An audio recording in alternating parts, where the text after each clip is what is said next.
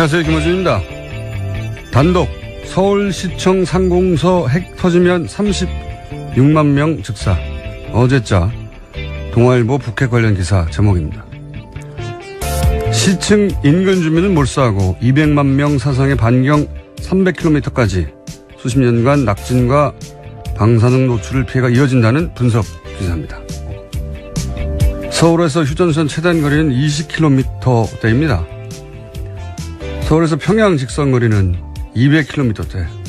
기사대로면 서울에 핵이 터지면 평양도 방사능 낙진이 수십 년간 이어집니다. 게다가 한 발만 쏘고 전쟁이 끝납니까? 핵전쟁이 나면 서울 시민만 죽는 게 아니죠. 한민족과 한반도 전체가 죽는 거지. 분석을 하려면 그렇게 하는 게 맞죠. 북한이 어디 인도쯤에 있는 게 아니지 않습니까? 2주 전 조선일보는 전술 핵만이 답이라고 주장을 했습니다. 그런데 그런 보수 정권은 진작에 전작권을 받았어야죠. 앞뒤가 안 맞잖아요. 어차피 작전권도 없는데 무기만 늘리는 건. 문재인 정부가 북핵 문제를 해결할 수 있을 것인가? 결코 쉬운 일이 아닌 건 분명합니다. 근데 대화는 필요 없고 강경 대응해야 한다는 보수 매체를 보고 있자면 그런 생각이 듭니다. 그래서 전쟁을 하자는 건가? 작년에 북한이 2번 핵실험할 때 박근혜 정권 휴전선에서 확성기 튼 게 전부였습니다. 전쟁이 그렇게 좋으면 지난 9년 보수 정권 때 전쟁 안 하고 뭐 했나요?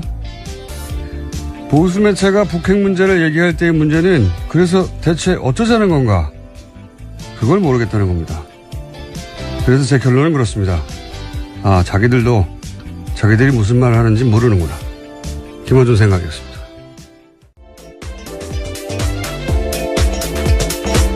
시사인의 김은지입니다.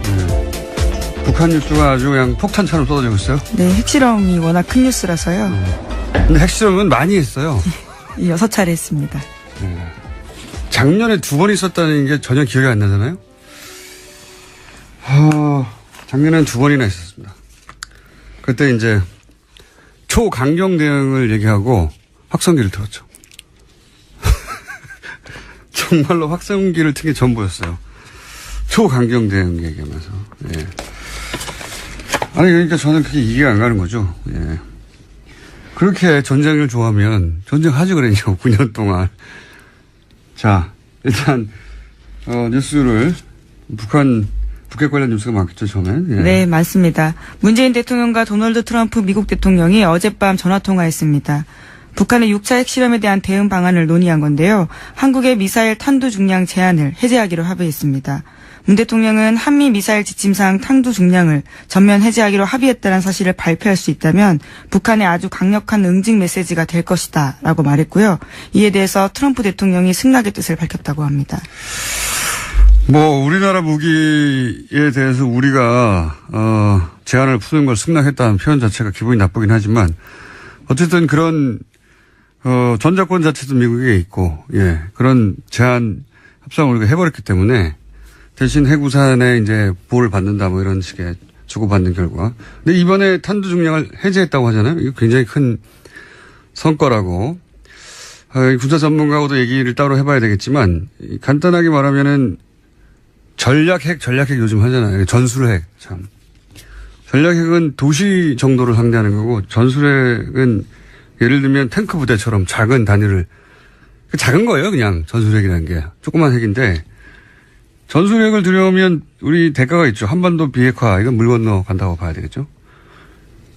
그리고 일본도 얘기할 것이고 여기 이 동북아 지역에 이제 핵 도민 현상이 일어나겠죠. 네, 긴장이 훨씬 올라가게 되는 겁니다. 그런데 이제 이 탄도 중량 제한을 풀면 이게 그러니까 로켓 앞에 탄두를 이때까지는 몇백 킬로 이렇게 제한했단 말이죠. 네, 현재 500kg으로 제한돼 있었습니다. 그것도 간신히 몇 번 풀었는데 고폭탄이라는 게 있어요. 어마어마한 큰 폭탄.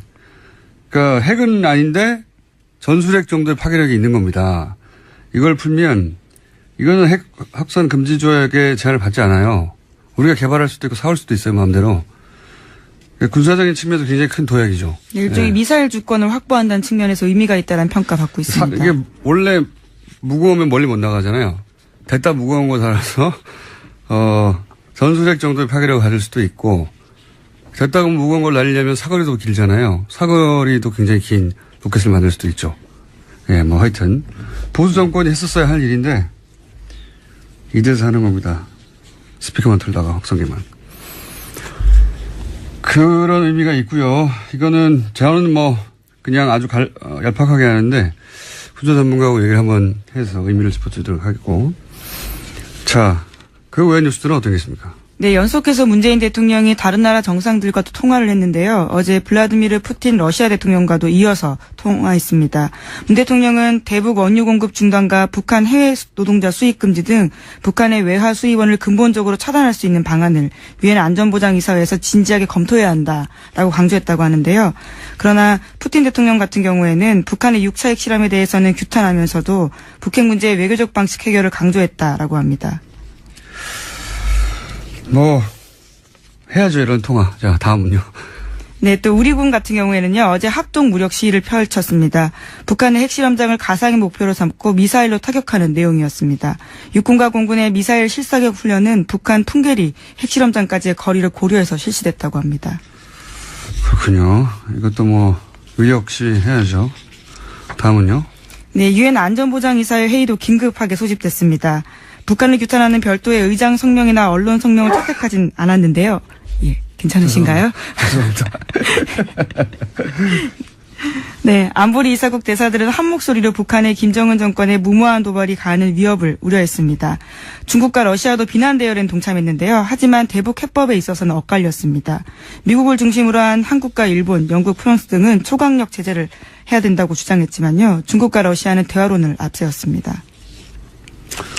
이것도 뭐 그랬겠죠. 예.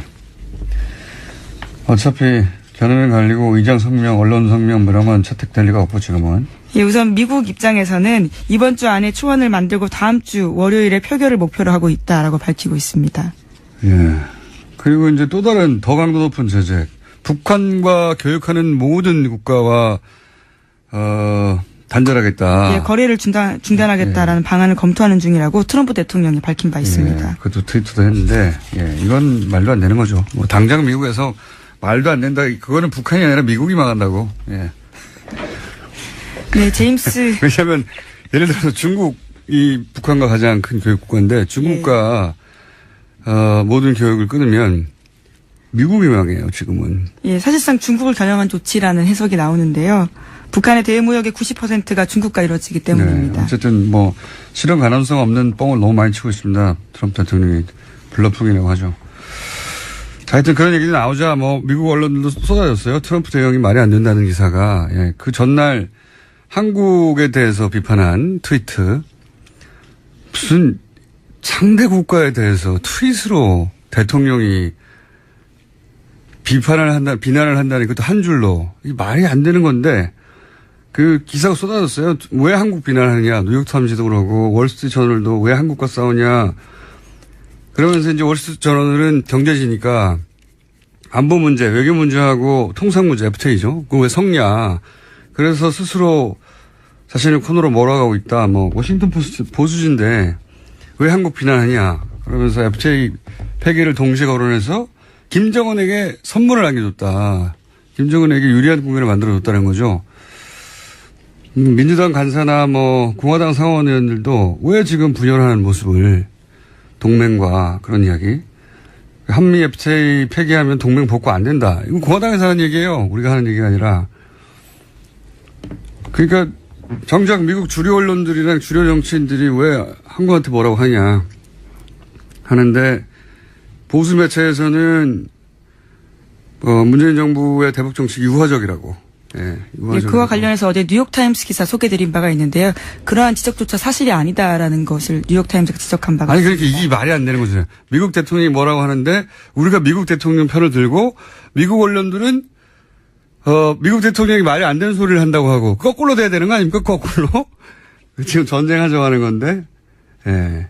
그러니까 이건 이제 우리 보수 매체는 진보는 종북이다. 종북이고 북한을 약하게 상대한다. 이 이미지를 계속 신나서 그런 프레임을 유포할 적기라고 보는 거죠. 신나하고 있어요. 예. 그러면서 전쟁 날 것처럼 오늘자 조사를 보면 트럼프가 이제 군 수뇌부를 다 불러서 사실상 군사 옵션 회의를 하고 있다. 이게 오늘자 조선일보 기사던데 군사적 대응이 임박했다 뭐 이런 뉘앙스죠. 그런데 그게 CNN에서는 바로 또 사실상 군사적 옵션은 없다. 그러면서 미국의 군사 전문가들이 나와서 지금 그렇다면 미국이 뭐 전력을 준비하고 있냐?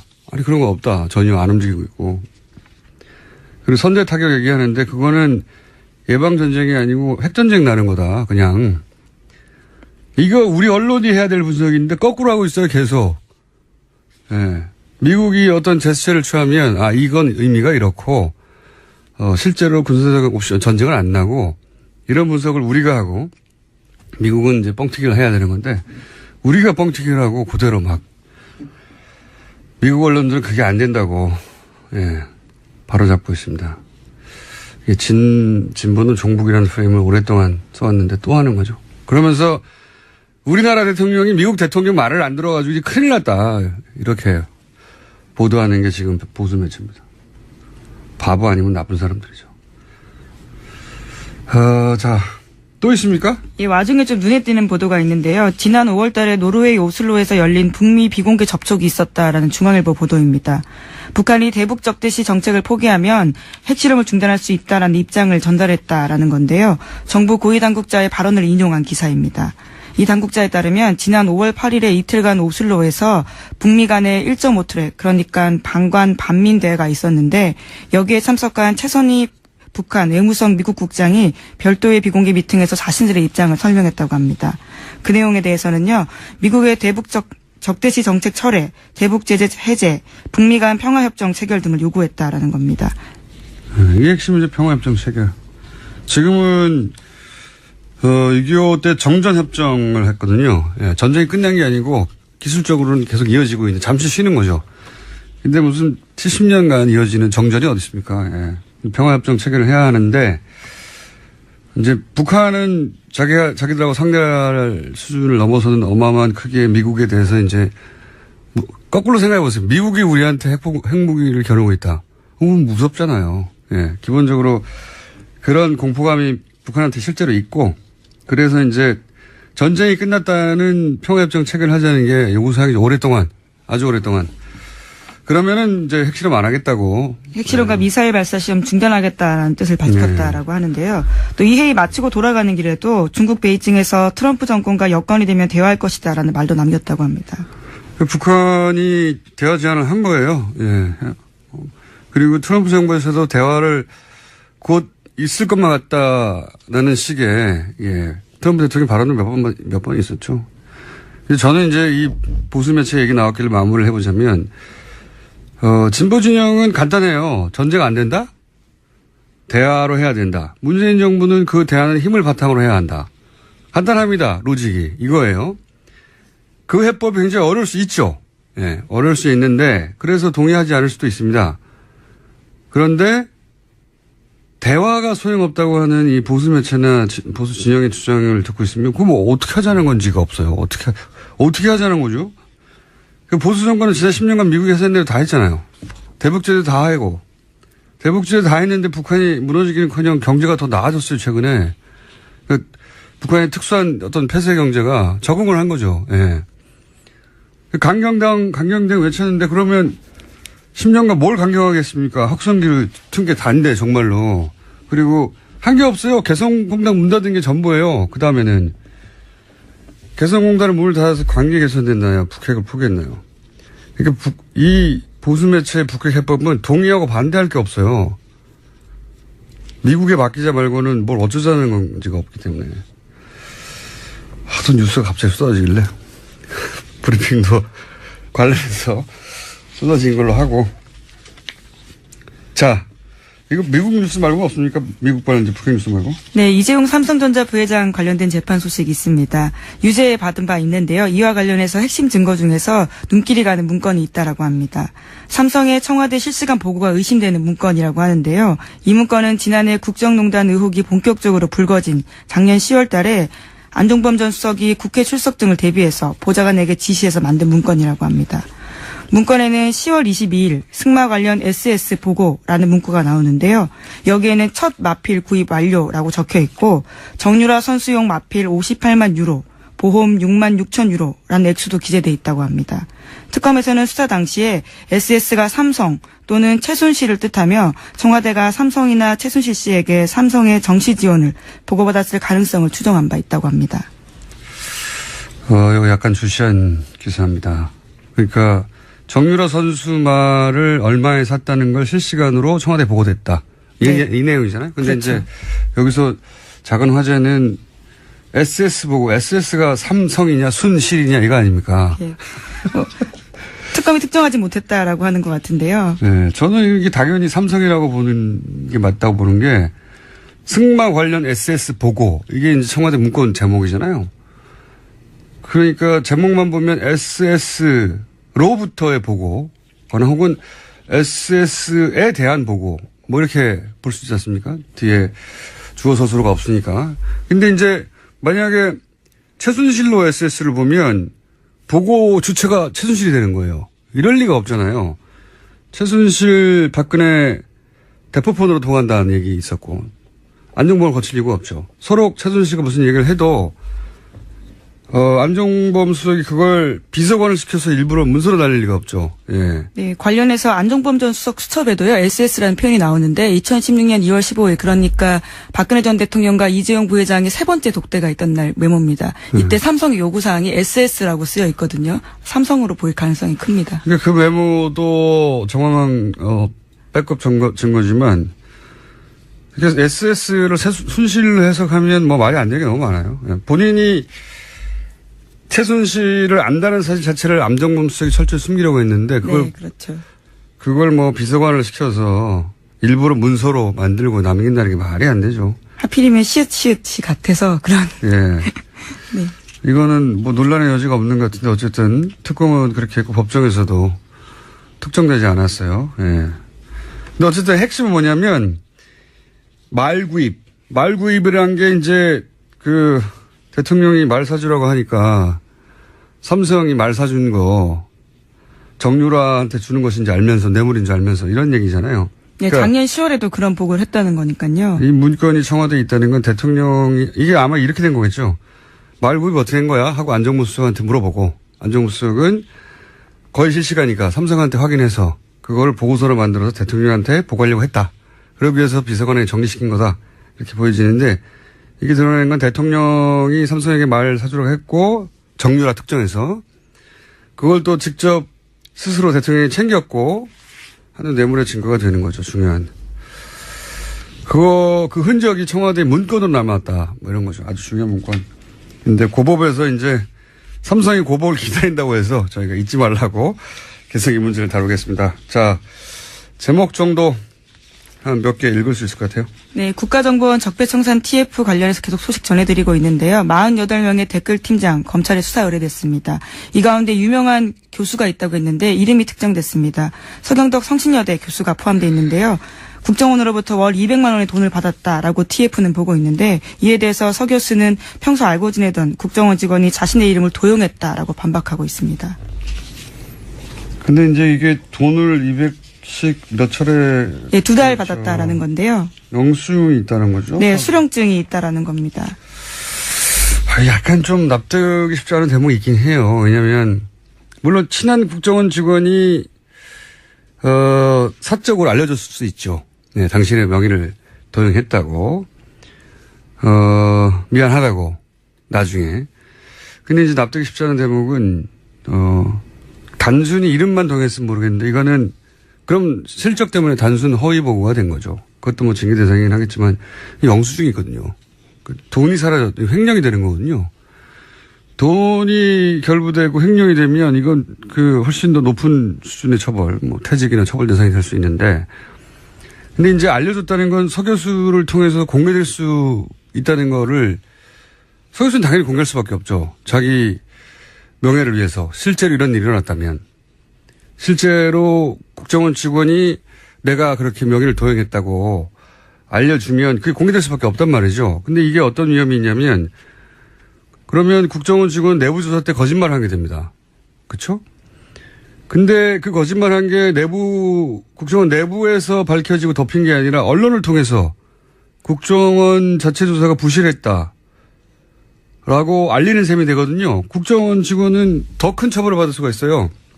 거짓말도 했고 그걸 밖에다 드러냄으로 해서 또다시 국정원이 피해를 입게 만드는, 사적으로 미안했을 수는 있는데 자기가 이중의 처벌을 초래하는 방식으로 이걸 했다는 게 전 납득이 잘 안 가는 게, 바로 잡을 시간은 충분히 했거든요. 그 안에서 내가 이렇게 했고 저렇게 했고, 뭐 어차피 검찰 조사가 있을 예정이니까 누군가는 손을 들고 내가 돈을 먹었다고 해야 되거나 내가 사인을 대신했다고 해야 나와야 되잖아요. 그 과정에서 이제 억울함이 있다면 밝혀지겠고, 예, 아니라면 수사가 이루어지겠죠. 어쨌든 좀 이상한 사건이긴 합니다. 예. 여기까지 해야 되겠네요. 저희 PD가 그만 끝내라고. 오늘 지금 컨디션이 좀 좋은데 제가 막 말 잘 나오는데, 예. 이럴 땐 브리핑 길게 해야 되거든요. 여기까지 해야 되겠습니다. 네. 시사인의 김은지였습니다. 감사합니다. 대한민국의 공영방송은 그 신뢰가 바닥까지 떨어졌습니다. MBC는 참담하게 망가졌습니다. 이명박 박근혜 정권 근 10년, 공영방송 장악은 집요하고도 무도했습니다. 저희들 안에서 저항하고 한순간도 싸움을 멈춘 적 없었지만 부족했습니다. 그래서 여러분 실망하고 또 화나 있는 것 잘 알고 있습니다. 지금보다 더 매섭게 질책하시고 따갑게 비판하시더라도 절대 외면하지 마시고 끝까지 응원해 주시기를 감히 당부드립니다. 죄송합니다. 그리고 고맙습니다. 방금 들으신 내용은 9월 1일 전주 MBC의 뉴스 오프닝이었습니다. 이 오프닝의 주인공 전주 MBC 김한광 앵커 전화 연결해보겠습니다. 안녕하세요. 예, 안녕하십니까. 뉴스 오프닝으로 언론 인터뷰를 하신 건 처음이죠? 예, 처음입니다. 예. 이런 내용으로 이제 방송을 하신, 오프닝을 하신, 그리고 방송국에서 미리 알았으면 못하겠을 것 같긴 한데, 이런 내용으로 오프닝을 하신 이유가 뭔가요? 좀 그 배경을 이야기하자면, 그 과정을 이야기하자면 좀 길 수도 있는데요. 네. 결론적으로 제가 뉴스 앵커를 맡은 지, 저는 실은 기자거든요. 네네. 보통 우리 일반 시청자들이 알고 계시는 거하고 달리 지역에서 뉴스 예. 앵커라는 것은 서울하고 달리, 서울은 그 보직이어서 인사 발령의 대상인데요. 예. 지역에서는 저는 기자이기 때문에 기자 일을 낮에는 하고 동료들이 퇴근하고 난 후 8시 이후에 회사에 다시 들어와서 진행하는 귀찮고 번거로운 일 정도에 해당합니다. 어허. 그걸 제가 2년하고 만 1개월을 했는데요. 예. 보통 이 귀찮고 번거로운 일이기 때문에 한 1년 정도 되면 기자들이 진행을 할 경우에 예를 들어서요. 한 1년 정도 하면 바꾸는 일이 잦습니다.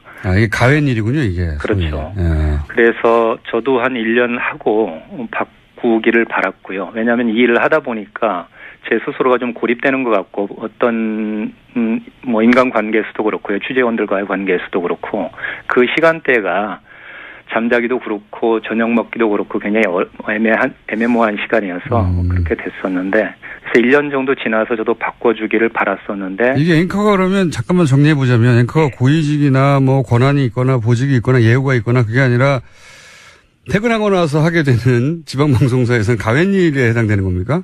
그렇습니다. 그러니까 전혀 보직이 아니기 때문에 인사발령 대상이 아니고요. 보도 책임자가, 예를 들어 보도국장이 너 오늘부터 이 일 해, 그러면 해야 되는 그렇군요. 그런 일이죠. 그러면은 오히려 뭐랄까요, 뒷방으로 물러가, 뭐, 예. 혹은 뭐 취재 일선에서 물러가, 이런 이야기입니까? 보통은? 저 같은 경우는 그랬습니다. 왜냐하면 제가 언론노조 MBC 본부에서 수석 부위원장으로 파견 근무를 하고 2년 한 3개월 됐었거든요. 그 일 끝나고 지역에 내려오자마자 10일 만에 이 일을 시켰거든요. 노조 지부장을 끝내자마자. 그리고 다른 일을 주지 않고 오로지 이것만 맡겼기 때문에 처음에는. 그렇군요. 그래서 취재 현장을 나갈 수는 없었고 오로지 이 일만 하는데, 그러다 보니까 취재원과의 관계도 맺기가 확장하기 하기가 어려운 상황이었었고 그래서 이 일에 대한 어떤 부담을 좀 많이 가지고 있었던 건 사실이죠. 승진도 역전이 됐겠군요. 당연히 그러면.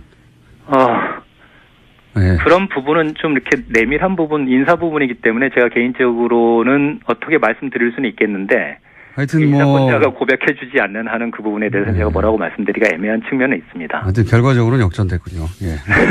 그게 의도가 있는 건지 없는지하고 무관하게 결과는. 예, 좀 좀 상상에 맡기겠습니다. 자, 뭐 여러 가지 이건 사적인 이야기들이고. 예. 공적으로도 지금 MBC가 총파업을 하게 되는데. 예. 이게 이제 본인도 동참하는 의사를 밝힌 거 아니겠습니까? 예, 그렇습니다. 예.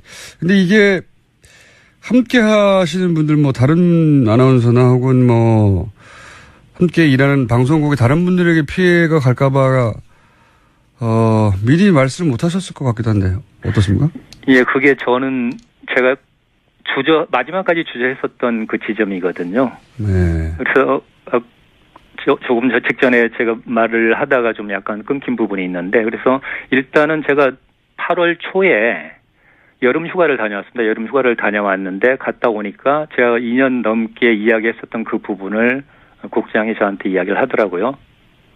이번 가을 개편 때 예. 바꾸자. 예. 저는 정말 속으로 후련했었거든요. 그 시점에서만 하더라도 MBC 문제가 연일 현안이 되고는 있었는데 네. 파업 시점을 언제로 잡을지에 대한 것들은 결정되지 않은 그런 시점이었습니다. 네네. 저도 굉장히 부담스러운 상황이기도 했었고요.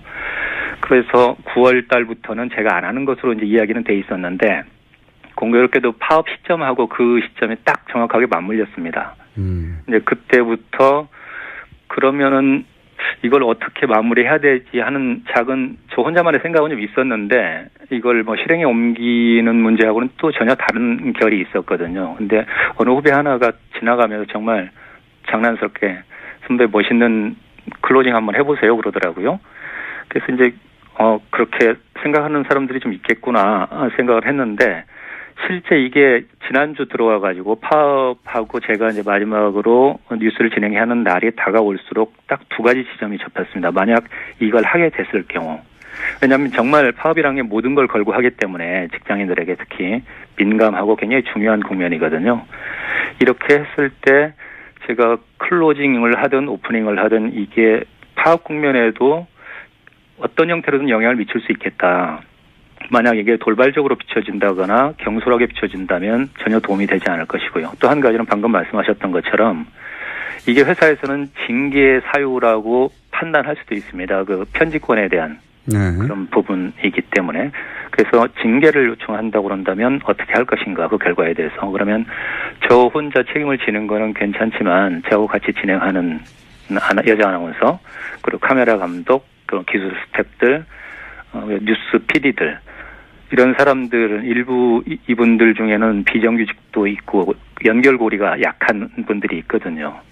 근데 회사가 알겠습니다. 정말 징계를 시도해서 그들을 압박한다면 그런 거에 대한 부담은 좀 있었죠. 오랜 고민 끝에 그런데 결국은 이제 그렇게 오프닝을 하셨는데 예.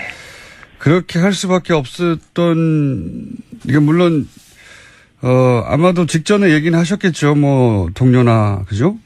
예. 뉴스 시작 직전에. 예.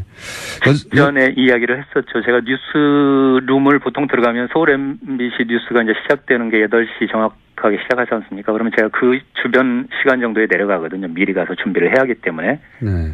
그래서 그때까지도 실은 확신이 없었습니다. 그 뉴스룸에 들어갔을 때까지도 확신이 없어서 혼자 먼저 제가 앉았는데 2, 3분 후에 목소윤 아나운서라고 저와 같이 진행하는 여자 아나운서가 들어왔길래 그때 해야겠다 생각이 번쩍 들었습니다. 정말로. 그래서 알겠습니다. 제가 목소윤 아나운서한테 한마디 했죠. 이게 내가 한 1분 정도가 될 수도 있겠는데 1분 정도 나 혼자 내가 멘트를 하고 있으면 혹시 목 아나운서 표정 관리가 가능하겠나.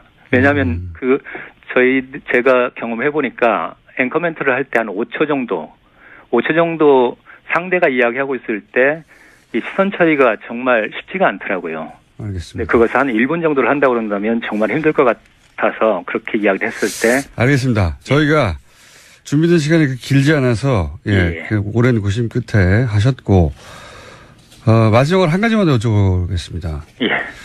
그렇게 이제 주변에 대한 피해도 고민을 했고 하셨는데 결국은 이렇게 발언을 하신 결정적인 이유가 뭡니까? 일단 제가 조합원이기 때문에 파업에 동참해야 하는 상황이었었고요. 예. 그다음에 이 파업으로 인해서 그렇지 않아도 MBC 뉴스가 망가져 있었고 신뢰를 잃은 상황이었는데 그것마저 또 파행이 되는 그 파업 국면으로 들어가기 때문에 기본적으로 이것은 시청자들한테 양해를 구해야 할 상황이었다고 생각을 했고 왜 이런 일이 벌어졌는지도 설명하고 양해를 구해야 되는 상황이다. 그렇죠. 그런 네. 부분에서 일단 기본적으로 우리가 그동안의 역할을 다 해오지 못했으니까 그럼에도 불구하고 이런 고민을 다시 들어가게 된 부분에 대해서는 분명히 말씀을 드리고 또 용서를 구하는 게 맞다고 생각을 했습니다. 그래서 그렇게 한 것이죠. 네. 그리고 이제 이런 생각도 있으셨겠죠. 이제 MBC 기자들은 그 과거 굉장히 자부심이 강한 유난히 강한 어떤 집단이었는데 그 자부심이 다 최근 한 12년간 무너졌지 않습니까? 예. 그래서 뭐 후배들에게 떳떳하고 싶다 이런 생각도 하셨을 것도 같고. 그런 측면이 제일 강했죠. 파업에 들어가는 실질적인 이유 중에 한 가지가 저는 기자가 25년을 제가 지금 기자를 하고 있는데요. 뭐 일부에서는 기자가 권력화돼 있다 내지는 특권이다 이렇게 이야기하시는 분도 있지만 결코 저는 동의하지 않고 기자는 자부심이고 자존심이라고 생각합니다. 그리고 또 그런 측면에서 본다 그러면 근데 최근에 상황이 보면 MBC 기자 같은 경우는 뭐 기레기, 기자 쓰레기라는 표현까지 들을 정도로 참담한 지경까지 와 있잖아요. 근데 저도 앞으로 7, 8년 그 정도밖에 직장 생활을 할 수 없게 되는데 이 상태로 지낸 것이 정말 제 스스로도 견딜 수 없는 상황이었고요.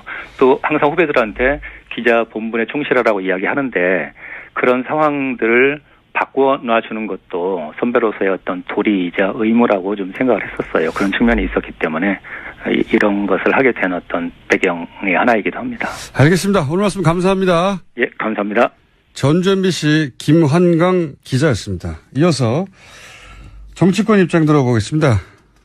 MBC 대표하는 앵커 출신입니다. 과학기술정보방송통신이 이름이 굉장히 길어졌네요. 간사를 맡고 계신 신경민 의원 전화 연결됐습니다. 안녕하십니까? 네, 안녕하십니까. 오랜만입니다. 예, 방금 이제 후배 인터뷰도 간단하게 들으셨는데. 네네. 지난 10년간 일단 이제 앵커 경험이 있고 MBC 출신으로서 10년간 MBC의 뭐랄까요 파국에 가까운 쇠락. 네. 어떻게 보셨습니까? 너무 길었죠. 예. 일단 후배들이 지금 하고 있는 건데 저는 퇴직을 할 수밖에 없는 상황이었죠. 네. 이렇게 길어질 줄은 사실 몰랐습니다. 이 10년의 난장판, 이 정글, 야만 상태인데 늑대품들의 방치가 돼 있었다. 그리고 후배들 중에는 정신과 치료를 받아야 할 정도로 학대를 받은 사람들이 많았고요. 이번 파업은 필수 요원, 이 파업에도 금도가 있어서요. 네. 현성이나 기술 요원들은 빠졌습니다. 네. 노조에서도 예외를 인정했는데 지금은 필수 요원들도 파업을 할 만큼 계약직도 파업을 할 만큼 절박하게 된 거고요. 부역자에 속하는 가해자들을 생각을 하면 이 사람들은 헌법을 유린했고요. 인간성을 침해했고요. 국가를 망신시키고 언론을 사유화한 악질적인 범죄자들이라고 생각합니다. 알겠습니다. 아주 뭐 공적인 차원에서의 문제 지적도 있고 본인 출신의 공영방송이 이제 무너지는 걸 보신 사적인 비통함도 있는 것 같은데 지금 자유한국당은 MBC 김장겸 사장 체포영장 발부에도 항의하고 있고 또 MBC에 대한 방통위 감사도 항의하고 있고 이런 상황 아닙니까? 이게 아직 방통위 감사는 들어간 건 아니고요. 네, 그렇지만 이제 항의 방문은 네. 했다고 제가 들었는데 방통위에 다 하고 있죠. 예. 못하게 막는 차원 아닌가 싶은데요. 네네. 이게 법적 근거가 방통위 감사가 있는 겁니까? 그 방통위 경우에는 좀 법적으로 복잡한데요. 네. KBS 경우도 또 MBC 경우도 같은 방송이긴 하지만 법적 지위가 달라서 지금 법적 검토를 하고 있는 상황이고요. 지금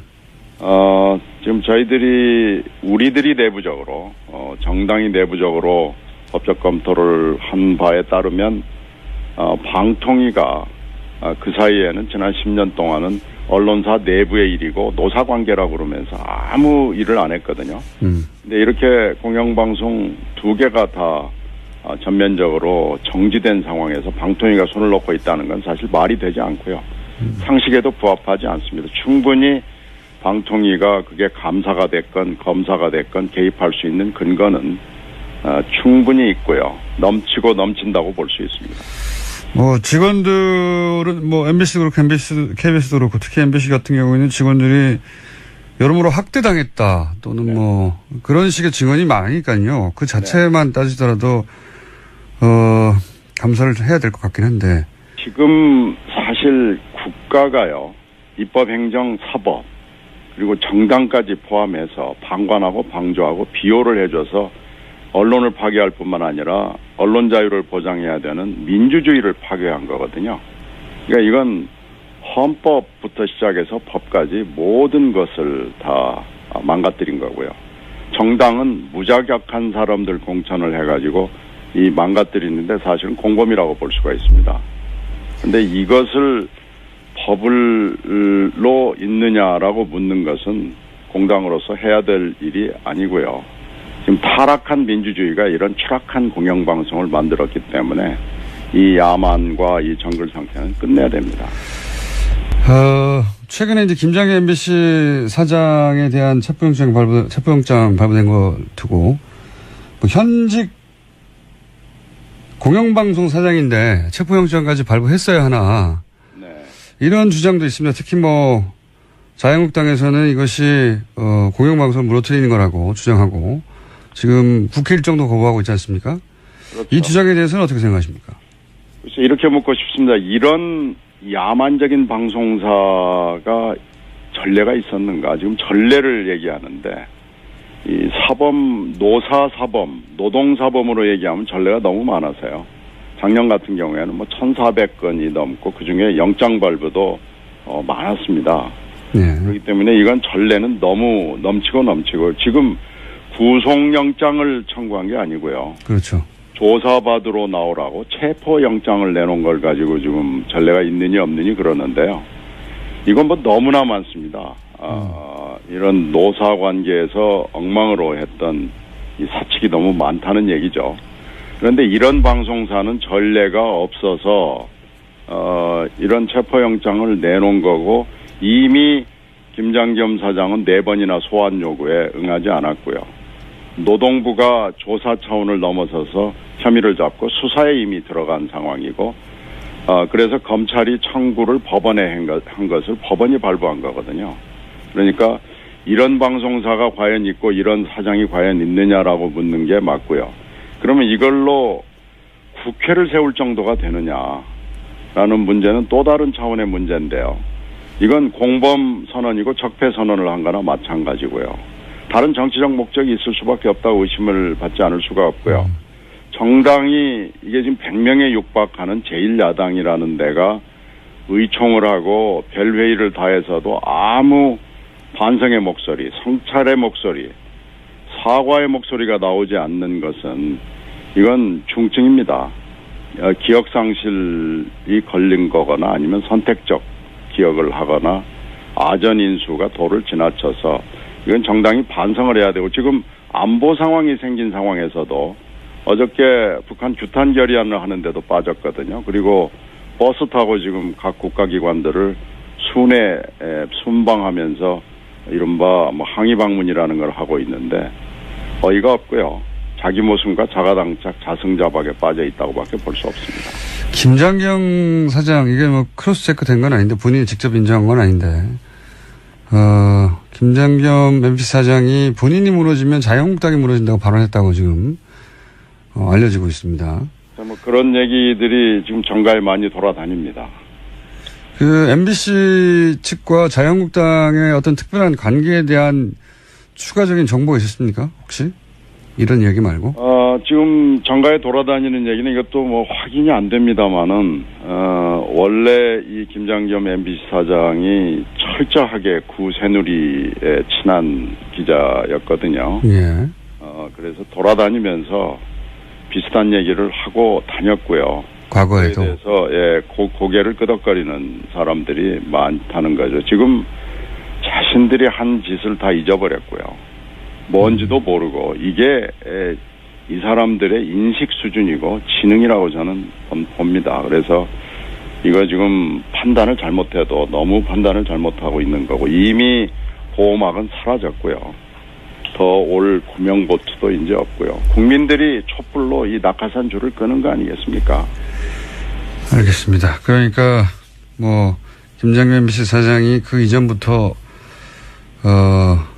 자유한국당 이전에 정당과 가까웠고 뭐 이런 얘기를 하면 끄덕거리는 사람이 많다. 그만큼 오래된 얘기다 이런 말씀이신 것 같고요. 그렇죠. 예. 구체적으로 이제 방송관계법 이런 상황을 더 이상 반복되지 않도록 하기 위해서 방송관계법 개정안이 지금 계류 중인데. 그렇죠. 이 방송관계법도 뭐 말들이 많습니다. 지금 여권 7명, 야권 6명으로 그 추천하는 이사진을 확대해가지고 3분의 2 동의를 받아야 사장이 임명될 수 있도록 이렇게 바꾸겠다는 거죠, 지금은? 네, 특별다수제를 인사 상황, 사장의 인면에서는 정해놓자라는 거고요. 네. 이것이 지금, 발의가 돼 있는 상황인데 160명이 넘는 국회의원들이 서명을 했기 때문에. 네. 사실 오늘 투표를 하면은 되는 거죠. 300명 중에서 과반을 넘긴 사람들이 발의를 했기 때문에. 네네. 그런 상황에 있는 게 벌써 오래됐습니다. 그런데 이제 이게 아직도 뭐랄까요. 논쟁 중에 있는 것이, 문재인 대통령도 그런 말을 했고 또 그런 문제 지적을 하는 분도 있는데 이게 이제 7명, 8명 해서 3분의 2 동의를 구해야 하니까. 네네. 결국은 이도 저도 아닌 기계적 중립을 지키기만 하는 사람이 나오지 않겠는가 이런 지적도 있고요. 그렇죠. 이 법은 뭐 그냥 갑자기 나온 게 아니고 네. 김재철 방지법으로 4, 5년 전부터 논의를 해가지고 만들어 놓은 거거든요. 예. 그래서 그러면 김재철 같은 이런 최하질의 공영방송 사장이 나오는 걸 막아보자라는 거였는데 예. 당시 또 하나의 현실은 당시 새누리당이 이제 여론이 비등하니까 예. 방송관계법을 또 지배구조를 한번 바꿔보자는 그 회의장에 나왔어요.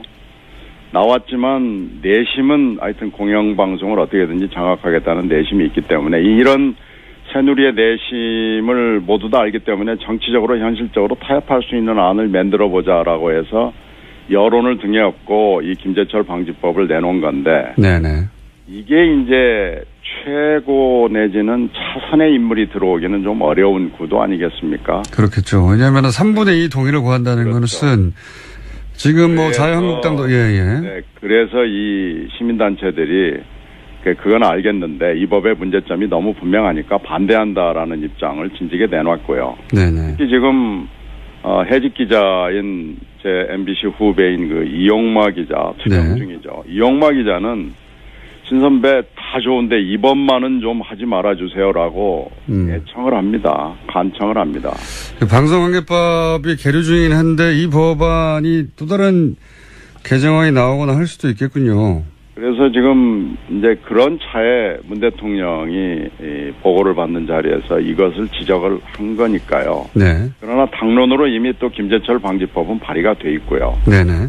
저희들이 이 현실적인 안과 NGO나 대통령이 지적하는 이런 문제점 사이에서 고민은 좀 해볼 필요가 있다라고 생각을 합니다. 네, 알겠습니다. 아직 지금은 고민 단계인 거죠? 네, 그렇죠. 이건 한번 들여다보자 이런 단계입니다. 알겠습니다. 오늘 여기까지 듣겠습니다. 감사합니다. 네, 고맙습니다. 의원님. 네네. 제가 시간을 잘못 봐서 1분이나 일찍 끝낼 뻔했습니다. 그래요? 자, 이거 굉장히 중요한 사안이어서 좀 아쉬웠긴 했는데 잘 됐습니다. 그러니까 지금 계류 중인 방송관계법이 최악의 상황에서 발의된 것이기 때문에 네. 지금 상황과는 여러 가지 상황이 바뀌어서 맞지 않는데 그래서 시민사회에서는 끊임없이 문제 제기가 있었는데 네. 그럼 이걸 어떻게 할 것인지는 논의는 해봐야 하는 단계다 이런 말씀이신 거죠. 방송통신위원회가 방송미래발전위원회를 만들어 가지고요. 이걸 생각을 해보겠다는 거예요. 그래서 뭐 그렇다면 저희들이 당론으로 돼 있는 건 그 상태로 그대로 두고 방송통신위원회 논의 과정을 좀 지켜보겠습니다. 알겠습니다. 더 좋은 안이 지금 영국 안이나 독일 모델을 얘기하는 분들이 많거든요. 알겠습니다. 그걸 오늘 한번 들여다보겠습니다. 여기까지 듣겠습니다. 감사합니다. 네, 고맙습니다. 더불어민주당 신영민 의원이었습니다.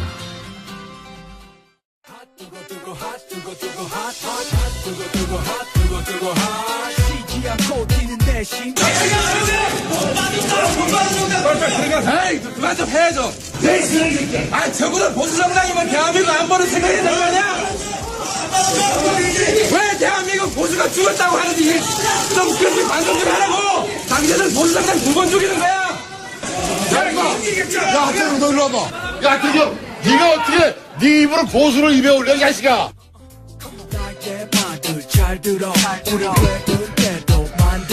네, 방금 고성과 개성을 지른 하태경 의원 나오셨습니다. 안녕하십니까. 예, 안녕하세요. 하태경입니다. 핫해 나왔습니다.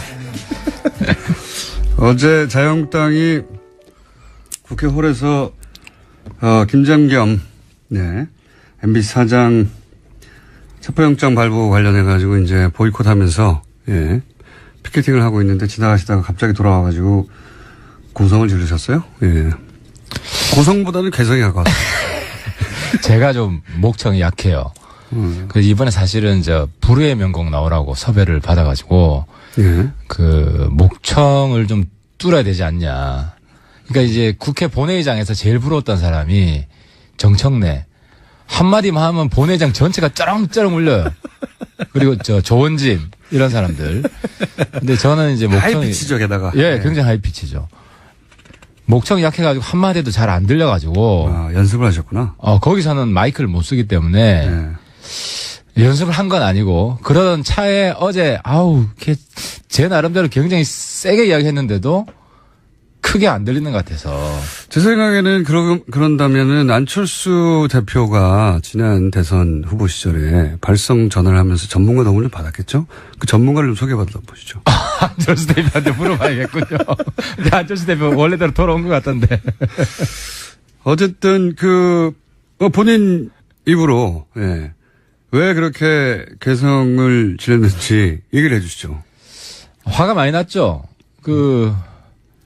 어쨌든 국회 보이콧 출발 MBC 문제지만 핵실험이 났잖아요. 뭐 수소탄이잖아요.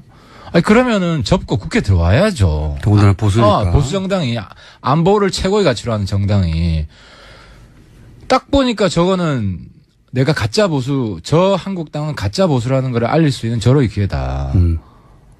그렇게 판단하셨고. 이걸 판단한 겁니다. 그래서 올라가는 길에 보니까 또 한 100명 정도가 우르르 둘러싸고. 아니, 갔다가 다시 들어오셨어요, 보니까. 화면에 보니까. 저게 장면이 일부가 안 나왔는데, 올라가면서 한번 샤우팅을 했고. 샤우팅을 했고, 이제 문으로 들어가려면 사람들 뚫고 가야 돼요. 그렇죠. 한가운데 들어가야 돼요. 뚫고 가야 되는데 뒤에서 또 막 뭐라 하는 거야. 또 열받아가지고. 열받아가지고 또 이제 한 번 더 안개를 찍힌 것 같네요. 보수 정당이면 대한민국 안보를 생각해야지. 보수가 왜 죽었어? 당신들 때문이야. 뭐 이런 멘트를 하셨고. 그렇죠. 저건 완전히 안보 지킴이 보수가 아니라 안보팔이 보수였다는 걸 입증하는 거 아니에요. 여기 대해서 그냥 끝나지 않았습니다. 저희가 잠깐 끝에 들려드렸지만, 정진석 의원이, 하태경 네가 무슨 보수를 말하냐. 그 뒤에 더 심한 멘트들도 있어요. 저희가 정확하게 안 들려서 거기까지는 포함시키지 않았는데, 내용은 죽여버릴 거야.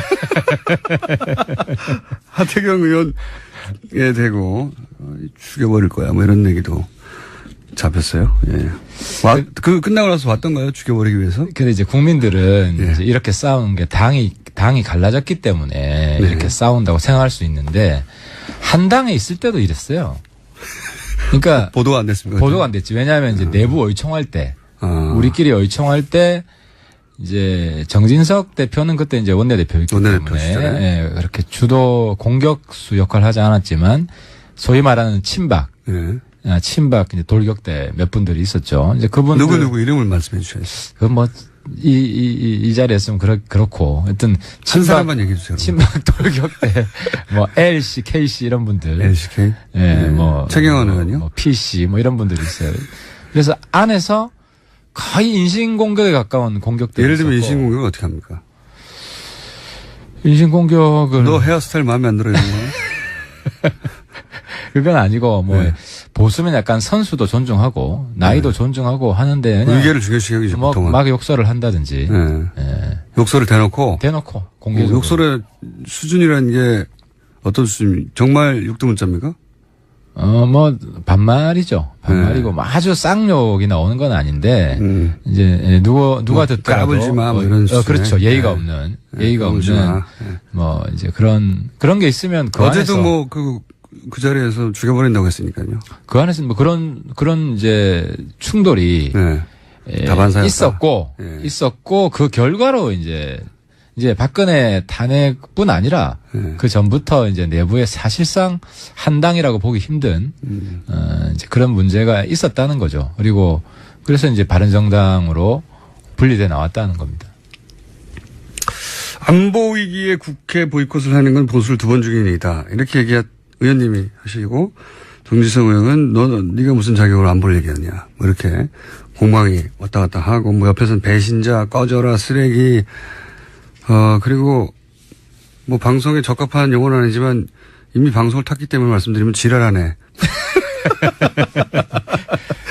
까지 다양한 욕을 드셨어요. 예. 근데 이제 저희 방송을 하고 나서도 욕설을 잘 드시지만 하지만 저희 방송 문자로 나오는 것보다도 훨씬 더 강한 욕설을 동료 의원들에게. 정치에서는 그렇잖아요. 이제 우리가 싸울 때 코피 먼저 나오면 지는 거잖아요. 네. 싸울 때 욕 먼저 나오면 지는 거죠. 그래서 저는 이제 들어가면서 코피 먼저 나오면 지는 건데 욕이 먼저 나오면 나오는 쪽이 지는 거예요? 그래요? 진 거죠. 저런 쌍욕이 먼저 나오면 우리 온 국민들이 보고 있기 때문에 그래서 어제는 들어가면서 쾌재에 미소를 지으면서 성공했다. 이겼다. 네. 도발에 성공했다. 네. 가짜 보수라는 걸 제가 폭로했다. 욕성애자 아니냐 이런 문제도 옵니다. 욕 페티시 아니야 이런. 예. 이게 온라인으로 부족해서 오프라인으로도 워낙 많이 먹으면 이게 이제 국민의 사실 제가 제일 재밌게 본 소설이 태백산맥인데 그 안에 보면 욕 정말 찰지잖아요. 욕도 잘하면은 정들게 할 수 있다. 그렇죠. 그잖아요. 그것도 재능입니다. 근데 이제 국회에서 나오는 욕은 좀 정떨어지게 하는 면이 있는데, 근데 이제 우리는 그걸 좀 분리합니다. 이제 정치적으로 받아들이는 거죠. 이걸 인간적으로 저한테 문자 폭탄으로 오는 욕들을 다 인간적으로 받아들이면 스트레스 받아서 어떻게 삽니까? 이건 잘하라. 정치인들은 그게 참 잘 돼요. 익숙해지면, 그러니까 이 부분은 이제 연예인들한테 좀 컨설팅을 해주고 싶어요. 연예인들은 그걸 들으면 못 견뎌 하는 것 같더라고요. 그래서 어떤 분들은 굉장히 정신적 충격을 받는다든지. 그래서 그런 부분은 사실 정치인이 약간 준 연예인이거든요. 연예인까지 못 간, 연예인적인 요인이 있죠. 조금 있잖아요. 대중의 사랑을 먹고 살아야 되고. 국민을 상대로 하니까. 근데 아무튼 욕먹는 부분에 있어서는 연예인보다 정치인이 탁월하다. 이걸 극복하는, 소화하는. 그 중에서도 나는 더 탁월하다. 이건 이제 살해 협박을 여러 번 받아보면 욕 정도야 감사할 따름이죠. 아니 그게 이제 일반 청취자나 유권자가 아니라 동료 의원으로부터 또 한때 원내대표였던 분으로부터 죽여버릴 거야. 이게 잡혔어요. 저도 깜짝 놀랐어요. 죽여버릴라. 이제 그 부분을 시리어스하게 듣는 분은 많지 않을 것 같고요. 어쨌든 실언을 하신 거죠. 오늘 칭찬 문자가 이렇게 많이 반성하고 있을 겁니다 아마. 오늘은 슬퍼 보여. 오늘은 잘했어. 오늘은 더 치열하게 싸워줘. 주먹질은 왜 안 했니? 욕하다가 정된다는 말이 이 말이 아니야. 그렇게 하신 이유는 이제 자유한국당에 지금 소위 바른정당으로 오지 않고 있는 분들 중에 다수가 진짜 보수가 아니다라고 주장하시는 거고. 그렇죠. 계획된 건 아니고 그 앞에서 시위하고 있는지는 몰랐어요. 근데 올라갈 때 보니까 또 국회 보이콧하면 그냥 조용히 있든지 와서 보이콧한다고 지금 핵무기 때문에 전 세계 걱정하고 온 나라 걱정하는 판에 아무튼 열이 팍 받더라고요. 그래서 급발진 어제 좀 한 건데요. 그러면은 체포영장 MBC 김장겸 사장 체포영장 발부를 기점으로 이제 자유한국당은 이런 장애투쟁 선언을 했는데 보이콧하면서. 그런데 바른정당은 여기 동참하지 않았어요. 이유는 뭡니까? 일단 핵실험 국면에서 국회 보이콧하는 건 말도 안 된다. 이건 우리가 진짜 보수를 표방하는 안보를 최상의 가치로 그 측면이 하나 있고 또 한 가지가 뭐냐면 이 법치주의 면이 있었어요. 어쨌든 체포영장 발부한 거는 판사가 한 거잖아요. 그렇죠. 뭐 그 과정이 어찌됐든 간에. 경찰이 이제 소환했는데 안 오고 그러니까 검찰 그렇죠. 지휘 받아가지고 검찰에서 법원에 요청하고 법원은 뭡니까 절차에 따라서 그냥 발부해버린 거죠. 그죠. 판사가 발부한 건데 여기에 대해서 싸우는 거는 사법부랑 싸우는 것이고 법치주의랑 싸우는 거다. 그러니까 보수의 두 기둥이 안보와 법치주의예요. 근데 우리가 이 영장 발부했다는 그걸로 그 명분으로 어떻게 싸우냐. 구속영장도 아니거든요, 사실. 그렇지. 예를 들어 경찰이 MBC를 쳐들어갔다든지 뭐 현장 구속을 했다든지 그게 아니라 출두하라는 거예요. 출두하라. 그러면 김장겸 입장에서도 자기가 출두해가지고 해명하는 모습을 보여주고 그게 훨씬 더 국민들한테 어필할 수 있는 면도 있는 거예요. 출두하면 다 끝나는 겁니다. 체포영장이 이제 단어가 좀 무서운데 불렀는데 안 왔다는 거거든요. 그렇죠. 그래서 발부해 놓으면 보통 옵니다, 그냥. 출두하면 구속도 안 돼요. 그냥 계속 왔다 갔다 하면 조사도 안 되는 거죠. 아무 상관없고. 근데 그런 이제 단어 뉘앙스가 세서 체포영장 뉘앙스 힘을 얻은 그렇죠. 것도 있죠. 그렇죠. 그래서 저는 이제 이 사건을 어떻게 보냐면 제3당 주기이다. 이게 3당은 바른정당이나 국민의당. 왜냐하면 이게 그 거대 여야의 적대적 공조할 수 있는 전형적인 케이스예요. 이슈를 다 몰아가지고. MBC 내부 문제 지금 그 여당 쪽이나 여당 지지자분들이 잘못 알고 있는 게 있는데 MBC 내부 문제에 대해서 국민들이 잘 몰라요. 사실 저도 최근에 MBC 기자들 이야기 듣고 그동안 저런 일이 있었구나. 먹고 살기 바쁜데 대부분의 국민들은. 잘 모를 수도 있습니다. 실제 잘 몰라요. 그런데 갑자기 방통사 사장을 체포해? 그러니까 제가 어제 지역구 가서 우리 라이온스 클럽 회원들하고 소주 한잔 했어요. 라이온스 클럽 회원이십니까? 아니 친해요. 우리 해운대. 그냥 친하시곤 하고. 하는데 다들 그 정도 경제적 형편은 안 되시잖아요. 그래서 명예 회원인데요. 다들 그러는 거예요. 이제 속 내용은 모르니까 왜 방송사 사장을 체포해? 권력이 너무 앞서가는 거 아니야? 그러니까 거친 거예요. 그래서 MBC 문제 해결이 저는 필요하다고 생각이 되는데 좀 차분하게 국민들한테 알리고 그러니까 지금 MBC 내부는 들끓고 있어요. 저도 만나봤어요. 그러니까 바로 뒤엎고 싶은 마음이 지금 뭐 화라산이 막 터지듯이. 근데 국민들은 그렇게 뜨겁지 않아요. 그 점을 좀 감안하시고 차분히 접근해서 해야 안 그러면 저 MBC 사장 순교자 만들어줘서 보수의 영웅 만들어준다 지금. 그렇게 되길 본인 스스로도 원하는 게 아닌가. 유도하고 있는 면도 있죠. 자유한국당도 그걸 이용하려는 친구도 있고. 근데 그게 왜 3당주의죠? 왜냐하면은 자유한국당 입장에서는 권력이 방송을 장악하려고 한다는 그런 사인으로 국민들한테 선동할 수 있고. 그러면 딱 핵실험 때문에 지금 막힌 거예요. 북한이 그 자유한국당의 기도를 분쇄한 건데 어떻게 보면 이번에 결과적으로 그러니까 이제 다른 정당 안 보이게 그렇죠. 중간 정당 안 보이고 적대적 대립으로 가는 거죠. 그러면 중간 목소리 합리적 목소리는 사그라들고 그런 정치 효과 있죠. 그렇죠. 그러니까 이제 저희들 입장에서는 이 싸움을 말리는 게 우리 필요한 것이고 안보를 중요시하는 보수, 정통 보수, 적자 보수의 입장에서 맞고, 그리고 정치적으로도, 그런 의도가 있는 게 보이니까 그걸 막아야 되고, 뭐 이런 거네요. 그렇죠. 그래서 저는 어제 잘 됐다 그냥 확 박아버리자. 그래야 진짜 보수, 가짜 보수 논쟁으로 가는 게 우리 정치 건강해지는. 프레임 전환도 필요하셨다. 그러니까 계획이 없었는데 순식간에 굉장히 전략적 사고를 했다고 지금 포장하고 계십니다. 평소에 항상 저기를 좀 없애버려야겠다. 가짜 보수는. 그런 마인드가 있기 때문에. 자유한국당과 바른정당의 이 차이 그리고 그 차이는 극복할 수 없고 반드시 자유한국당이 몰락하고 바른정당으로 보수 주도권이 넘어와야 된다고 주장하시고 계신데. 근데 최근에 거꾸로 소위 그런 바른정당이 바로 서야 된다, 먼저. 자강론자의 대표가 주자격이 사실은 이혜원 대표와 의원님 아닙니까? 의원님인데 지금 이혜원 대표가 곤란한 처지에 처했어요. 대표적인 자강론자인데 그리고 당대표까지 됐고 지금 사건에 연루돼서 곧 아마도 본인이 발표하겠지만 사퇴하는 분위기인 건 맞죠? 그래서 참 죄송해요. 어쨌든 뭐 우리 당 대표가 이런 정말 부끄러운 일에 연루돼 가지고 언론을 타고 있는 것 자체가 우리 바른정당의 어떤 기치에 안 맞습니다. 그래서 대표도 참 미안해하고 있고. 근데 이제 정치적으로 볼 때는 이 하태경 힘들어 죽겠습니다. 왜냐하면 새로운 보수로 나아가는 쌍두마차였죠. 특히 이혜원 대표하고. 네, 대표적인 자강론자라고 제가 표현했는데. 그래서 제가 넘버 1, 넘버 2가 너무 친하다. 네. 그래서 혁신으로 갈 수 있는 제 입장에서는 든든한 보호막이 사라진 거죠.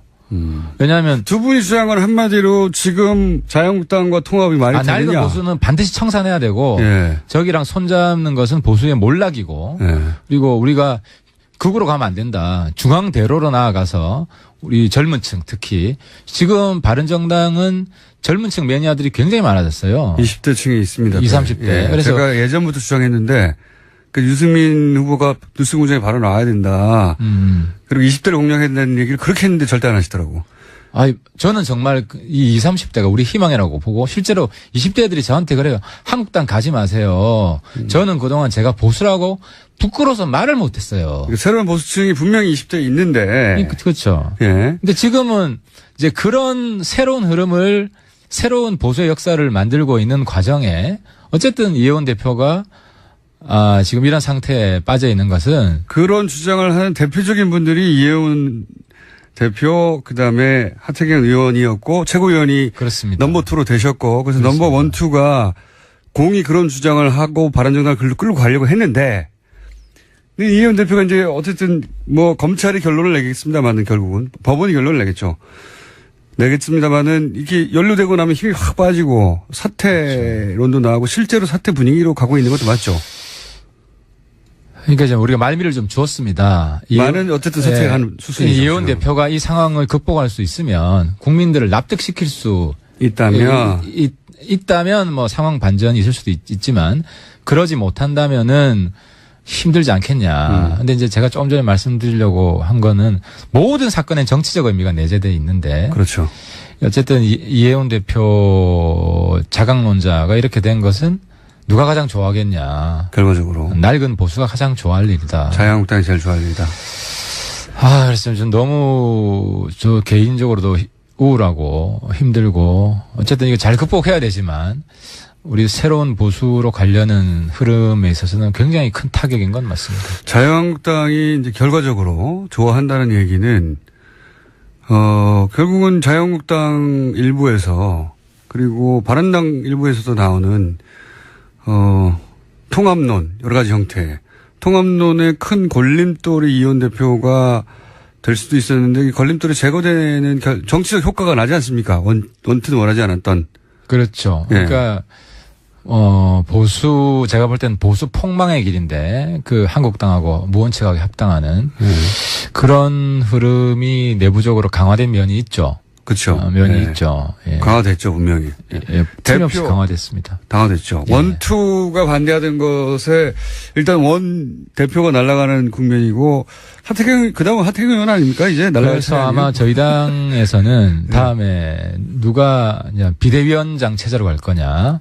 비대위원장 체제로 가면 아무래도 제일 지금 박수를 많이 받는 비대위원장은 유승민입니다. 그리고 물론 김무성 대표 동의가 있어야 됩니다. 저희 당 세력관계 구조상. 근데 이제 그게 아니다. 유승민 대표는 안 나올 것 같은데요. 그래서 지금 저희 당은 유승민 대표도 자강론자인데 그렇습니다. 그렇습니다. 그러면 전화위복이 될 수도 있고 아니면은 대행 체제로 오래 가게 되면 대행 체제가 원내대표 대행 체제로 가게 됩니다. 원내대표 대행 체제 그분도 자강론보다는 통합론에 가깝지 않습니까? 그렇습니다. 국민들 다 알고 있듯이 저희 당 내부의 대표적인 보수 통합론자죠. 그러면은 이제 자유한국당과 내년 지방선거를 앞두고 금방 될 수는 없겠지만 차근차근 스텝을 밟아갈 때 다시 통합할 때 설들은 많잖아요. 자유한국당 일부 나오고 바른정당 일부 나오고 국민의당 일부 나오고 이런 설도 있고 바른정당과 자유한국당이 합치는 설도 있고 그다음에 바른정당과 국민의당과 합치는 설도 있고, 예. 많은 설이 있지만 기본적으로 바른정당의 두 분은 국민의당과는 일부 연대나 그래서 정치적 연대할 수 있다는 거죠. 할 수 있지만 자유한국당이 저 상태인데 자유한국당하고 둘이만 합치는 건 말이 안 된다. 이렇게. 그러니까 이제 저희 당의 보수 통합론자, 한국당 합당론자죠. 고민은 합당의 명분을 자유한국당이 주지 못할 것이다. 그러니까 이제 합당의 명분은 합당론자, 이제 보수 통합론자 입장에서는 박근혜와 친박 팔적의 출당입니다. 근데 지금 두 분은 이미 당을 나갔기 때문에 박근혜 대통령도 탈당시킨다고 하잖아요. 그 출당시키고 이제 박근혜 출당만으로는 안 되고 친박 의원 지금 6명이 남아 있습니다, 당내에. 그 6명을 출당을 시켜야 되는데 한 명도 출당을 못 시킬 것 같아. 그러니까 이제 합당을 하고 싶어도 합당의 명분이 없다. 명분 없는 거를 뭐 무작정 하게 되면 사실 제2철새가 되거든요, 지난번처럼. 그러면 자기들만 제3철새가 등장하는 거죠, 그럼. 예, 자기들만 아직 치명적인 타격을 받게 되니까. 그래서 한국당 합당이 그렇게 쉽게 되지는 않습니다. 명분이 쉽지 않습니다. 그럼 꼼수 명분을 만든다. 이러면 또 국민들이 바보입니까? 다 아는데. 그러니까 쉽게 못하고 미리부터 진작부터 차근차근 스텝을 밟아가야 되는데, 근데 이제 그거가 누군가의 기획이든 혹은 기획이 아니든 간에 결과론적으로는 큰 걸림돌 하나가 제거되는 양상이고, 그 다음에 이제 하태경 의원한테 오지 않을까요? 하태경 의원 뭐 없어요? 그 다음 타겟은 저죠. 타겟은 전데. 뭐 없습니까? 저를 잘못 건드리다가는 댐탱으로 당하기 때문에. 네. 쉽게 못 건드릴 겁니다. 가드를 올리고 있는 상태세요? 뭐 어제 보셨잖아요. 아니, 근데 그게 고함으로 해결될 수 없는 뭐 이상한 서류 같은 게 나와가지고 그런 거 없어요? 네. 그러면 또 우리 다시 또 바꿔야 되는데. 없을 겁니다. 어쨌든 그런 정치적 의미가 있습니다. 그렇죠? 예, 지금 이혜훈 의원에 대해서 실망했다 혹은 뭐 바른정당에 실망했다는 공세도 있긴 한데 당연히 그건 뭐 당연한 것이고, 그리고 그 실제 실망할 일이 벌어졌는지는 법원이 판단하겠지만 정치적 효과는 자유한국당이 굉장히 좋아하고. 지금 뭐 좋아 죽을 겁니다. 이제 하태만 날리면은 끝이다. 네. 바른정당의 자웅론자는 지금 죽고 있고, 이렇게 가면 이제 합당의 큰 걸림돌, 그러니까 대중 정서나 또는 정치적 지형이나 이런 걸 떠나서 일단 중요한 걸림돌 하나는 제거됐다고 볼 수 있으니까요. 그렇습니다. 그게 슬프고, 그래서 저는 이혜원 대표가 국민들을 납득시킬 수 있으면 좋겠습니다. 네. 그래서 얼마간 말미를 준 거고, 스스로 문제를 해결할 수 있는지 한번 대표로서 말미를 준 거죠. 예, 그렇습니다. 왜냐하면 그 사건에 대해서 가장 잘하는 건 본인이고. 본인밖에 없죠. 본인이 국민을 설득시키는 데 성공하지 못한다면 그건 뭐 어쩔 수 없는 거죠. 하여튼 이런 어려운 상황에서 호통을 치시고, 그리고 아마도 두 번째 타겟이 되신 하태경 의원 얼마나 버티실지 모르겠습니다, 방송에. 혹시 가시기 전에 하실 말씀 있습니까? 오늘 마지막으로 이 북한의 6차 핵실험에 대해서 다른 얘기만 했는데. 딴 거보다 제가 요즘 트럼프 욕을 좀 합니다. 트럼프 대통령. 지금 보수가 반미할 때다. 네. 보수가 반미할 때다. 네. 많이 나가시잖아요, 오늘. 네. 트럼프는 한미 동맹에 대한 관심이 없습니다. 맞아요. 네. 그건 확실한 것 같습니다. 한미 동맹을 약화시키는 미국 대통령 우리가 까야 됩니다. 정확하게 말하면 반 트럼프죠. 반미가 아니라 이제 미국과의 관계를 더 강화시키기 위해서. 지금 핵실험하는데 한미 FTA 폐기하는 그런 개념 없는 사람이 어디 있습니까? 미국에서도 많은 욕을 먹고 있어요. 그리고 심지어 북한 인권 특사 안 뽑겠대요. 그거는 김정은이 제일 싫어하는 게 북한 인권 거론하는 건데 특사 안 뽑겠다는 건 무장 해제하는 거죠. 정신 나갔어요. 정신 나갔어요까지. 네. 보수가 반미해야 된다. 굉장히 인상적인 멘트였습니다. 자, 더더욱이 제거될 가능성이 높아졌네요. 미국까지 저기 하나 생겼다. 오늘 여기까지 하겠습니다. 바른정당의 하태경 의원이었습니다. 감사합니다. 예, 감사합니다. 불친절한 AS. 오늘따라 하태경 의원 칭찬이 꽤 많습니다. 부정안을 많이 동원한 게 아닌가 싶은데. 욕하다 정들었나 봐. 개성도 염색을 하고 하면 효과가 더 좋을 것이다. 목소리가 좀 더 받쳐줬으면 좋겠다. 정기국회 시작했는데 염색을 해주세요. 하여튼 보면 좋아졌다 싫어졌다 헷갈리기 시작했습니다. 등등. 물론 아직은 욕이 많습니다. 하태경 의원 문자가 많았고요. 아마도 이제 어제 일 때문에 그런가 봅니다. 그리고 예비역 소령인데 지난주 김어준 총수 봤는데 로마의 휴일 진실의 입을 점점 닮아가고 있습니다. 이게 무슨 소리입니까? 그 입이 얼마나 큰데? 얼굴 전체가 입인데. 네. 자, 그리고 셔틀버스, 63빌딩 셔틀버스 아저씨, 안산 강남 오가는 700번 버스 아저씨 등등, 혹은 개인 택시, 예. 경북 문경에서도 개인 택시 아마 앱으로 든다 봅니다. 예. 택시, 버스 기사님들, 그 방송이 틀어져 있으면 그걸 듣고 문자를 보내신 분들 많습니다. 감사하고요. 오늘 안녕을 좀 길게 해달라네요. 솔파 버전으로. 영국어를 파음으로. 제가 절대 음감이 아니어서, 예. 파음으로 길게 빼는 걸 어떻게 하는지 모르겠습니다. 네. 하여튼, 안녕을 이렇게 해달라는 문자는 또 주문형으로 시도해볼게요. 여기까지 하겠습니다. 칼 플라니 사용대연구소. 네, 요즘 조금씩 가입자가 그래도 올라가고 있죠. 네네. 네, 그거 봐요. 사실은 통계를 확인하지 않고 와서 그냥 그렇게 대답했는데. 방송을 안 하면 떨어지고 방송을 하면 다시 올라가고.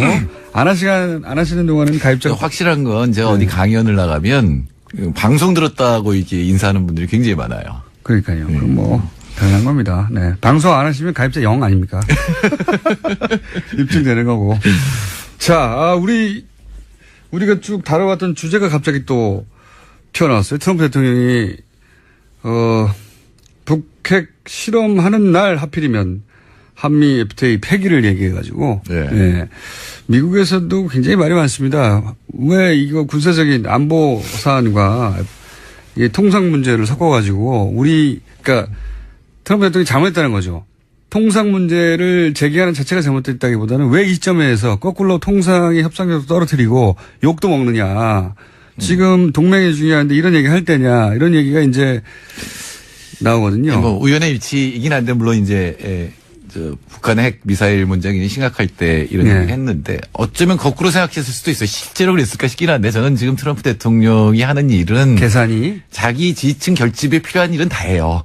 이때까지 그래왔죠. 예. 네. 어떻게 그게 논리적이지 않은 것 같은데 굳이 따져보자면 우리나라 정말로 안 하려고 했던 게 사드 도입이었잖아요. 그럼 박근혜 정부에서도 전략적 모호성을 5년간 이렇게 3년간 유지시켰다가 이제 도입을 했는데 그게 북한이 위기를 조장하니까 한미동맹 강화차 미국의 요구를 들어준 거잖아요. 그럼 지금 모양새는 그렇게 떴습니다. 예, 한미동맹이 강화돼야 된다 그리고 우리가 미국 요구 들어줘야 된다 그럴 때 폐기 얘기를 하면 예, 한미 FTA 그러니까 그들이 얘기하는 재협상에서 더 많은 얘기를 관철시킬 수 있을 것이다. 그러니까 라는 계산이 있을 수도 있겠다. 네, 거꾸로 생각했을 것 같아요. 말씀하신 대로 트럼프 대통령은 이렇게 이제 북핵 위기가 고조되고 있으니까 한국 쪽에서 한미동맹에 목매달 타니 요 기회에 그럼 우리가 니네 지켜줄 테니까 그러면 이 통상 문제는 우리 말대로 해. 예. 이런 발상을 자기 혼자 한 게 아닌가. 근데 오산인 것 같아. 좀 전에 하태경 의원 반응을 보면. 네. 정반대. 트럼프를 막 비판하는 거 보면은, 트럼프 대통령이 그런 생각을 했다면 오산. 장사꾼의 한계인 것 같아요. 그러니까 장사는 원래 이익만 되면 입장을 확 바꾸잖아요. 근데 이게 국가를 상대하면 국가는 이익뿐만 아니라 자존심이 훨씬 더 중요할 때도 있지 않습니까? 근데 분명한 거는 그 한미 FTA 폐기한다고 하니까 바로 이제 우리나라에서 폐기하면 우리나라 산업이 얼마나 손해인가 이런 막 통계들이 나오거든요. 그런 그게 들어줘야 된다는 얘기로 지금 끌고 갈 수도 있는 거거든요. 거꾸로 해야 되는 거 아닙니까? 미국이 얼마나 손해인데 니네가. 그렇죠. 그러니까 양쪽 통계가 지금 다 나오고 있는데 미국이 더 손해다 이런 통계도 나오는데 사실은 미국이 더 손해일 수 있어요. 왜냐면은 무역만 본다면 한국의 관세가 3배였거든요. 7.5% 평균. 미국이 2.5%니까 둘 다 0으로 만들면 미국이 더 이익을 많이 보죠. 근데 그걸 갖다 다시 원위치로 돌리면 그렇게 되면은 미국이 또 손해를 보는 거죠. 손해를 보는 거니까 그럴 수 있는데 이제 우리나라에서는 한미 FTA가 폐기가 되면 굉장히 우리 산업이 특히 뭐 자동차나 철강 피해가 많을 거다라는 얘기가 안에서 이렇게 자꾸 올라오기 시작하면 그럼 미국이 요구하는 건 들어줘야 된다는 쪽으로 그렇죠. 갈 수도 있거든요. 그렇죠. 근데 그런 면에서는 정확히 얘기하면은 공동위원회 특별회기 그건 굉장히 잘 된 겁니다. 왜냐하면 일정을 합의 못했거든요. 김현정 본부장에 가서 이제 한 얘기가 뭐냐면은 과연 미국이 손해를 본 건지 그게 여러 가지 미시적 거시적 여러 요인이 복합적으로 작용했고 이게 한미 FTA 때문인지 아닌지에 대해서 한번 따져보자 양쪽이. 그리고 미국이 그런 주장하면 미국이 본인들의 손해를 입증할 책임이 있죠. 그렇죠. 그러니까 양쪽이 다 그럼 공동조사위원회를 만들어서 하자고 얘기를 해서 사실은 결렬이 된 거고 일정을 합의하지 못한 거거든요. 이거 언제 될지도 모르는 거예요. 예, 예. 그러니까 시작을 상당히 잘한 면이 있는데 미국에서 대통령 사안이 왔을 때 뉴욕에서 하자 그랬어요. 네. 근데 사실은 자기가 제안했으면 상대국에서 해야 되거든요. 네. 그러니까 이 누구죠? 라이트 하이저가 기분이 나빠지지 않았어요. 그냥 영상 비디오를 보냈고 그다음 결렬 사실상 여태까지 결렬. 예, 그 잘한 겁니다. 결렬을 잘하는 건 잘하고 있는 거예요. 예, 그러니까 아마도 그게 이제 불만이어서 이 폐기 얘기를 꺼냈을 가능성이 있습니다. 트럼프 대통령은 자신이 한미 정상회담 때 대본에도 없던 합의가 되지도 않았던 FTA를 꺼냈고 밀어붙이고 싶은데 왜냐하면 트럼프 대통령의 지지 기반이 이제 저소득층 그다음에 저학력 백인 남성 아닙니까? 특히 이제 러스트벨트라고 하는 철강 자동차 쪽 그렇죠. 그 노동자들이거든요. 거기다 가가지고 이제 FTA 때문에 당신들이 일자리 잃었다고 표를 많이 얻었는데 그러면 이제 FTA 폐기하겠다고 말을 해야 되고 그래야 다시 그쪽 지금 트럼프는 정치적으로 굉장히 위태롭거든요. 지지 기반을 이명박 정부 초기 같아요. 바로 탄핵 얘기 나왔잖아요. 근데 너무 초기니까 진전은 안 되고 있지만 하여튼 바로 탄핵 얘기가 나오니까. 그러니까 이제 자기 지지층을 결집시켜야 되는데 그런 용도로 이 FTA를 강하게 써먹고 싶은데 진척은 안 되니까 더 세게 친 거죠. 이제 아예 폐기해버리겠다고. 그러니까 그때 얘기를 복기해 보면 정상회담에서 그런 얘기 안 나왔는데 밖에 나가 재협상한다 그랬잖아요. 그때 우리 방송을 한 게 재협상 같은 거 없다 한미 FTA에. 그러니까 개정에 관한 12.2조가 있다. 원래 있다 조항이. 예, 그리고 조항은 그냥 공동위원회 만드는 거고 결국은 요구하면 하게 돼 있거든요. 근데 이제 만나서 그러면 뭘 개정할 건지 의제를 갖다가 선정하고 합의가 되면 이제 그때부터 협상을 하게 되는 건데 결렬된 거거든요. 사실상. 일정도 안 나왔어요. 예. 주제도 그러니까 밖에 나가서 한미 정상회담에서 자기가 성과를 얻은 것처럼 재협상한다 그랬는데 실제로 한미 FTA 의거에서 해보니까 사실은 결렬된 상태거든요. 그러니까 더 세게 나왔다 이렇게 봐야 되기 때문에 이 문제에 대해서 너무 우리 안에서 큰일 났다 할 생각 필요가 없다. 노심초사할 이유가 전혀 없습니다. 전혀 없고 실제 이 발언으로 미국 주류 언론들이 문매를 때렸어요. 물론 뭐 다른 생각하는 사람들이 있을 수도 있겠지만 주류 언론들은 대부분 아니 북핵 그 핵실험을 했는데 이날 이 얘기를 해가지고 이 동맹을 흔들리게 하는 보통 과거에 우리가 하던 얘기거든요. 동맹을 흔드는 얘기를 왜 대통령이 지금 해가지고 막 욕먹고 있어요. 그러면 이제 가짜 뉴스라고 그러겠죠. 트럼프 시부터 지금까지 계속 주류 언론한테 맞고 그다음에는 이제 반박하는 건데. 그리고 뭐 그러니까 공화당에서도 원래 이게 이 문제는 상원을 통과해야 되지 않습니까? 그러니까 그것도 사실 우리나라하고 다른데. 미국에서 통과된 건 비준이 된 거는 의회에서 비준이 된 거는 한미 FTA가 아니에요. 아하. 한미 FTA 이행 법률이에요. 관련 법률을 이행시키고. 예, 정부가 한미 FTA 기초에서 우리가 이렇게 이행시키겠다 그러면 그 법률이 통과가 된 거거든요. 그래서 한미 FTA 자체를 상원에서 어떻게 할 수 있는 방법은 없는데 물론 이제 문제가 되죠. 그 협상 과정에 계속 개입을 할 테니까. 그러니까 그것도 그렇게 썩 근거가 있는 얘기는 아니에요. 법률적으로 굉장히 복잡한 얘기지만 여하튼 지금 던진 겁니다. 이건 확실합니다. 제 말은 뭐냐면 미국의 상원 공화당이 다수인데 현재 공화당 의원들도 지금 원래 안보가 더 중요하다는 게 보수잖아요. 이게 북핵 터졌는데 지금 돈 얘기할 때냐라는 비판이 미국에서도 있으니까. 근데 이게 재밌는 게 바로 그 공화당 얘기인데 한미 FTA 협정에서 가장 이익을 많이 본 데는 농산물이거든요. 농산물 관세 막 300% 이렇게 된 게 이제 줄어들었으니까. 그리고 미국 농산물이 지금 3배 이상 지금 증가를 했습니다. 농산물은 남부에서 좀 그 다음에 의약품이에요. 그러니까 이런 쪽에를 밀어붙였던 게 공화당 의원들이거든요. 자기 지역구에 제기했기 때문에 이쪽에서는 만일에 그래서 폐기한다 그러면 이제 절대 반대할 의원들이 곳곳에 있는 거죠, 사실은. 그러니까요. 생각처럼 한미 FTA 폐기는 이루어지기 굉장히 어렵고 이건 뭐 초기에 이제 딜의 주도권을 잡아가려고 하는 트럼프 대통령의 특유의 이제 블러핑 질른 거인 것 같은데 지르는 타이밍이 운이 없는 건지 머리가 나쁜 건지 안 좋아서 역풍이 불고 있다. 이렇게 생각하면 될 것 같고 그런데 실제로 폐기하는 게 가능하긴 하죠. 가능하죠. 통보만 하면 됩니다. 반대 다 떠나가지고 어느 일방이 통보하면 되는 거 아닙니까? 네, 통보하면 6개월 뒤에 자동 폐기예요. 그러니까 우리가 통보하거나 그렇게 되면은 통보하면 우리가 할 수도 있는 거고 네. 통보하면 이제 협상을 요구를 하고 이제 토론을 요구하게 돼 있고 네. 그 다음부터 다시 협상이 시작돼서 이 폐기하자고 한 쪽의 얘기를 들어주면 폐기가 안 되는 거지만 네. 만일에 그런 과정에서 결렬이 되면 그냥 폐기. 그러니까 내가 폐기를 요구하고 그 사이에 6개월 동안 협상하는데 애초에 그러니까 내가 주장한 요구를 안 들어주면 그쪽에서는 우리든 미국이든 이 요구를 안 들어주면 일방적으로 폐기하고 양쪽 모두 일방적으로 폐기할 권한을 가지고 있긴 하죠. 그렇죠. 그러니까 6개월 뒤까지 이건 시한이 정해진 협상이죠, 근데. 네. 그러니까 이렇게 해석하는 분도 있습니다. 이게 잘 협상이 진전이 안 될 것 같으니까 폐기를 던져놓고 그다음에 6개월 동안 협상을 해서 뭔가 끝내려고. 네. 그러니까 이제 벼랑 끝 전술처럼 이렇게 한다는 얘기도 있는데 제가 보기에는 그런 것도 아닌 것 같아요. 그냥 던진 것 같아요. 그러니까요. 그런 전략적 사고를 한 건 아닌 것 같고. 왜냐하면 그러려면은 안에서 여러 가지 이 참모들하고 얘기를 하고 관련 부처하고 얘기를 해야 되는 거거든요. 근데 네. 틱 던져버렸기 때문에. 참모들이 또 반대하고 있거든요. 예. 그래서 트럼프 대통령이 트윗으로 자기가 무슨 생각이 났을 때 일단 때리고 정반대의 목소리가 내부에서 나오고 며칠 있다가 이제 무마하는 얘기가 나오고 뭐 이런 과정을 모든 분야에서 지속적으로 반복하고 있잖아요. 그래서 우리 정부가 취해야 할 태도 중에 가장 중요한 거는 미리 갖다 바치면 안 된다는 거예요. 그거는 뭐 사실 한미 정상회담 때도 40조 정도의 이 대미 수출 상품 구매액을 이제 재벌들 끌고 가서 했거든요. 네. 그런다고 달라진 거 하나도 없거든요. 그러니까요. 그러니까 트럼프는 언제나 주면 땡큐, 삼성 땡큐 이러고 그 다음 다시 시작이거든요. 트럼프한테 선물을 주면 트럼프가 잘해주지 않을까 하는 바보 같은 착각을 했어요. 예. 협상이 거기서부터 시작이에요. 그럼 받을 거 받고 그 다음부터 시작이거든요. 원래 이런 식으로 갑부가 된 사람들의 욕심은 욕망이 끝이 없다는 겁니다. 그래서 갑부가 되는 거거든요. 세계적인. 주면 받은 것까지는 당연하고 더 내놓으라고 하는 게 갑부죠. 총수도 그랬으면 진짜 총수가 됐죠, 제가. 진짜 총수 아니에요? 말만 총수가 아니라. 저는, 직원이 한 명일 때부터 총수였습니다. 직원이 저 혼자 한 명일 때부터.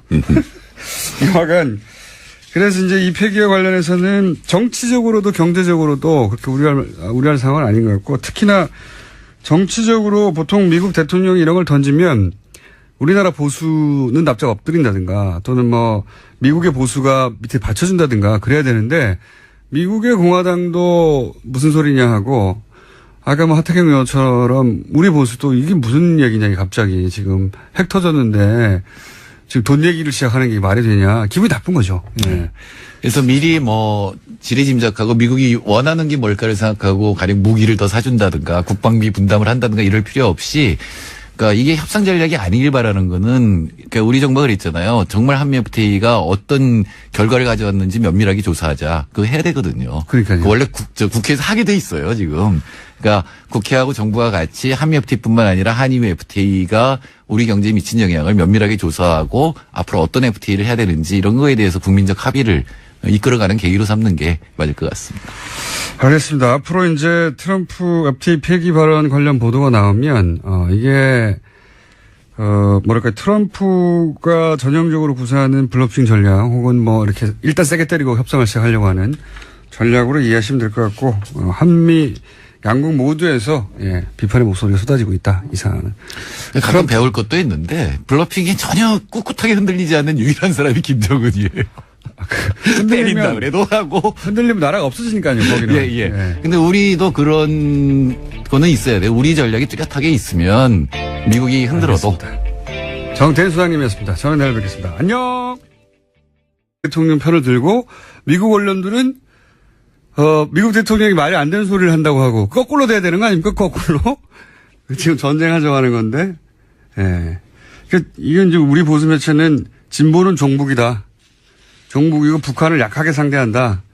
이 이미지를 계속 신나서 그런 프레임을 유포할 적기라고 보는 거죠. 신나하고 있어요. 예. 그러면서 전쟁 날 것처럼 오늘자 조선일보는 트럼프가 이제 군수뇌부를 다 불러서 사실상 군사 옵션 회의를 하고 있다. 이게 오늘자 조선일보 기사던데 군사적 대응이 임박했다 뭐 이런 뉘앙스죠. 그런데 그게 CNN에서는 바로 또 사실상 군사적 옵션은 없다. 그러면서 미국의 군사 전문가들이 나와서 지금 그렇다면 미국이 뭐 전력을 준비하고 있냐? 아니 그런 거 없다. 전혀 안 움직이고 있고. 그리고 선제 타격 얘기하는데 그거는 예방 전쟁이 아니고 핵전쟁 나는 거다. 그냥 이거 우리 언론이 해야 될 분석인데 거꾸로 하고 있어요. 계속.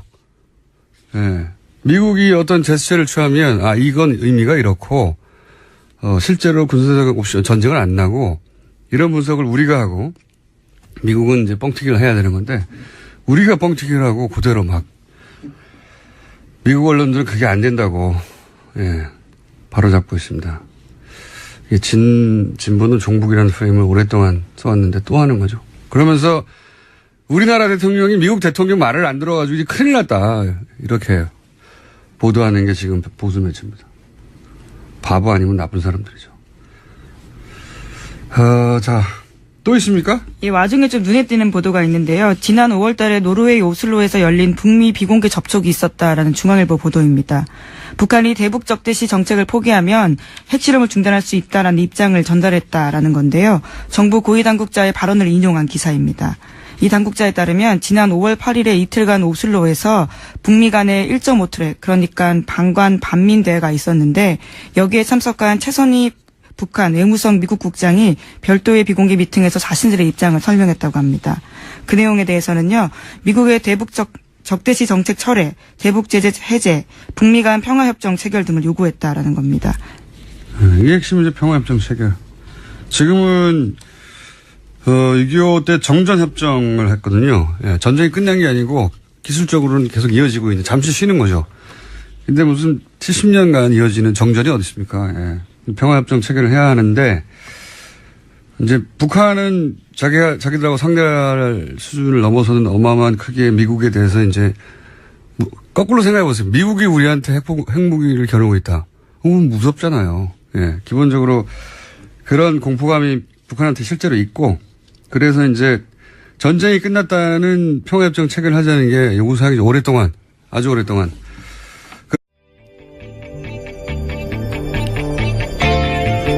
안녕하세요. 김호준입니다. 단독 서울시청 상공서 핵 터지면 36만 명 즉사. 어제자 동아일보 북핵 관련 기사 제목입니다. 시층 인근 주민은 몰수하고 200만 명 사상의 반경 300km까지 수십 년간 낙진과 방사능 노출을 피해가 이어진다는 분석 기사입니다. 서울에서 휴전선 최단 거리는 20km대입니다. 서울에서 평양 직선 거리는 200km대.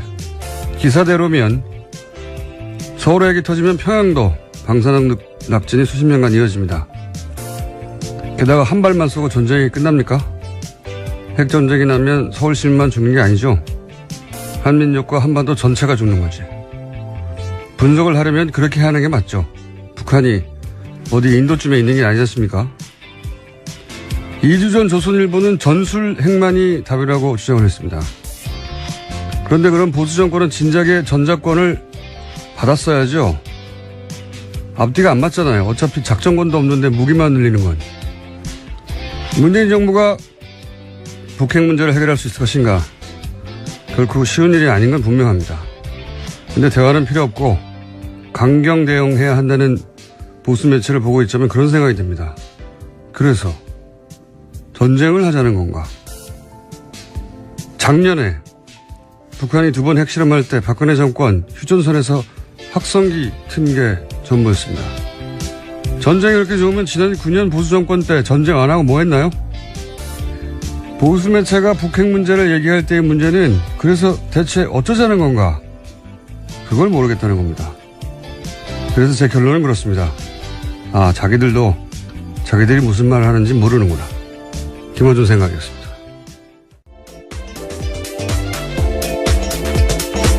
시사인의 김은지입니다. 북한 뉴스가 아주 그냥 폭탄처럼 쏟아지고 있어요. 네, 핵실험이 워낙 큰 뉴스라서요. 근데 핵실험은 많이 했어요. 6차례 했습니다.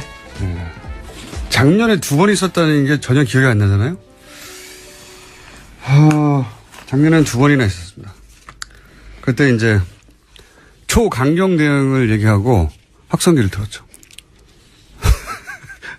정말로 확성기를 튼 게 전부였어요. 초강경 대응 얘기하면서. 예. 아니, 그러니까 저는 그게 이해가 안 가는 거죠. 예. 그렇게 전쟁을 좋아하면 전쟁하지 그랬냐고, 9년 동안. 자, 일단, 뉴스를, 북핵 관련 뉴스가 많겠죠, 처음엔. 예. 네, 많습니다. 문재인 대통령과 도널드 트럼프 미국 대통령이 어젯밤 전화통화했습니다. 북한의 6차 핵실험에 대한 대응 방안을 논의한 건데요. 한국의 미사일 탄두 중량 제한을 해제하기로 합의했습니다. 문 대통령은 한미 미사일 지침상 탄두 중량을 그러면은 이제 핵실험 안 하겠다고. 핵실험과 미사일 발사 시험 중단하겠다는 뜻을 밝혔다라고 하는데요. 또 이 회의 마치고 돌아가는 길에도 중국 베이징에서 트럼프 정권과 여건이 되면 대화할 것이다라는 말도 남겼다고 합니다. 북한이 대화 제안을 한 거예요. 예. 그리고 트럼프 정부에서도 대화를 곧 있을 것만 같다라는 식의, 예. 트럼프 대통령 발언은 몇 번 있었죠. 저는 이제 이 보수 매체 얘기 나왔길래 마무리를 해보자면, 진보 진영은 간단해요. 전쟁 안 된다? 대화로 해야 된다. 문재인 정부는 그 대화는 힘을 바탕으로 해야 한다. 간단합니다. 로직이. 이거예요. 그 해법이 굉장히 어려울 수 있죠. 예, 어려울 수 있는데, 그래서 동의하지 않을 수도 있습니다. 그런데, 대화가 소용없다고 하는 이 보수 매체나 보수 진영의 주장을 듣고 있으면, 그거 뭐 어떻게 하자는 건지가 없어요. 어떻게 하자는 거죠? 보수 정권은 지난 10년간 미국이 했던 대로 다 했잖아요. 대북제도 다 하고. 대북제도 다 했는데 북한이 무너지기는커녕 경제가 더 나아졌어요, 최근에. 북한의 특수한 어떤 폐쇄 경제가 적응을 한 거죠. 예. 강경당 외쳤는데 그러면 10년간 뭘 강경하겠습니까? 확성기를 튼 게 다인데 정말로. 그리고 한 게 없어요. 개성공단 문 닫은 게 전부예요. 그 다음에는 개성공단을 문을 닫아서 관계 개선됐나요? 북핵을 포기했나요? 그러니까 이 보수 매체의 북핵 해법은 동의하고 반대할 게 없어요. 미국에 맡기자 말고는 뭘 어쩌자는 건지가 없기 때문에. 하도 뉴스가 갑자기 쏟아지길래 브리핑도 관련해서 쏟아진 걸로 하고. 자, 이거 미국 뉴스 말고 없습니까? 미국 관련 북핵 뉴스 말고? 네, 이재용 삼성전자 부회장 관련된 재판 소식이 있습니다. 유죄 받은 바 있는데요. 이와 관련해서 핵심 증거 중에서 눈길이 가는 문건이 있다라고 합니다.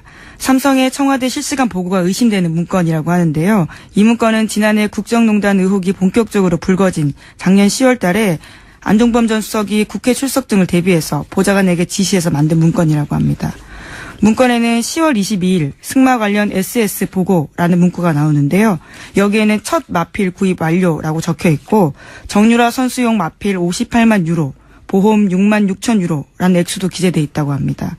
특검에서는 수사 당시에 SS가 삼성 또는 최순실을 뜻하며 청와대가 삼성이나 최순실 씨에게 삼성의 정시 지원을 보고받았을 가능성을 추정한 바 있다고 합니다. 이거 약간 주시한 기사입니다.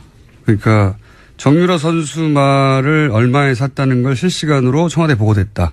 네. 이 내용이잖아요. 근데 그렇죠. 이제 여기서 작은 화제는 SS 보고 SS가 삼성이냐 순실이냐 이거 아닙니까? 네.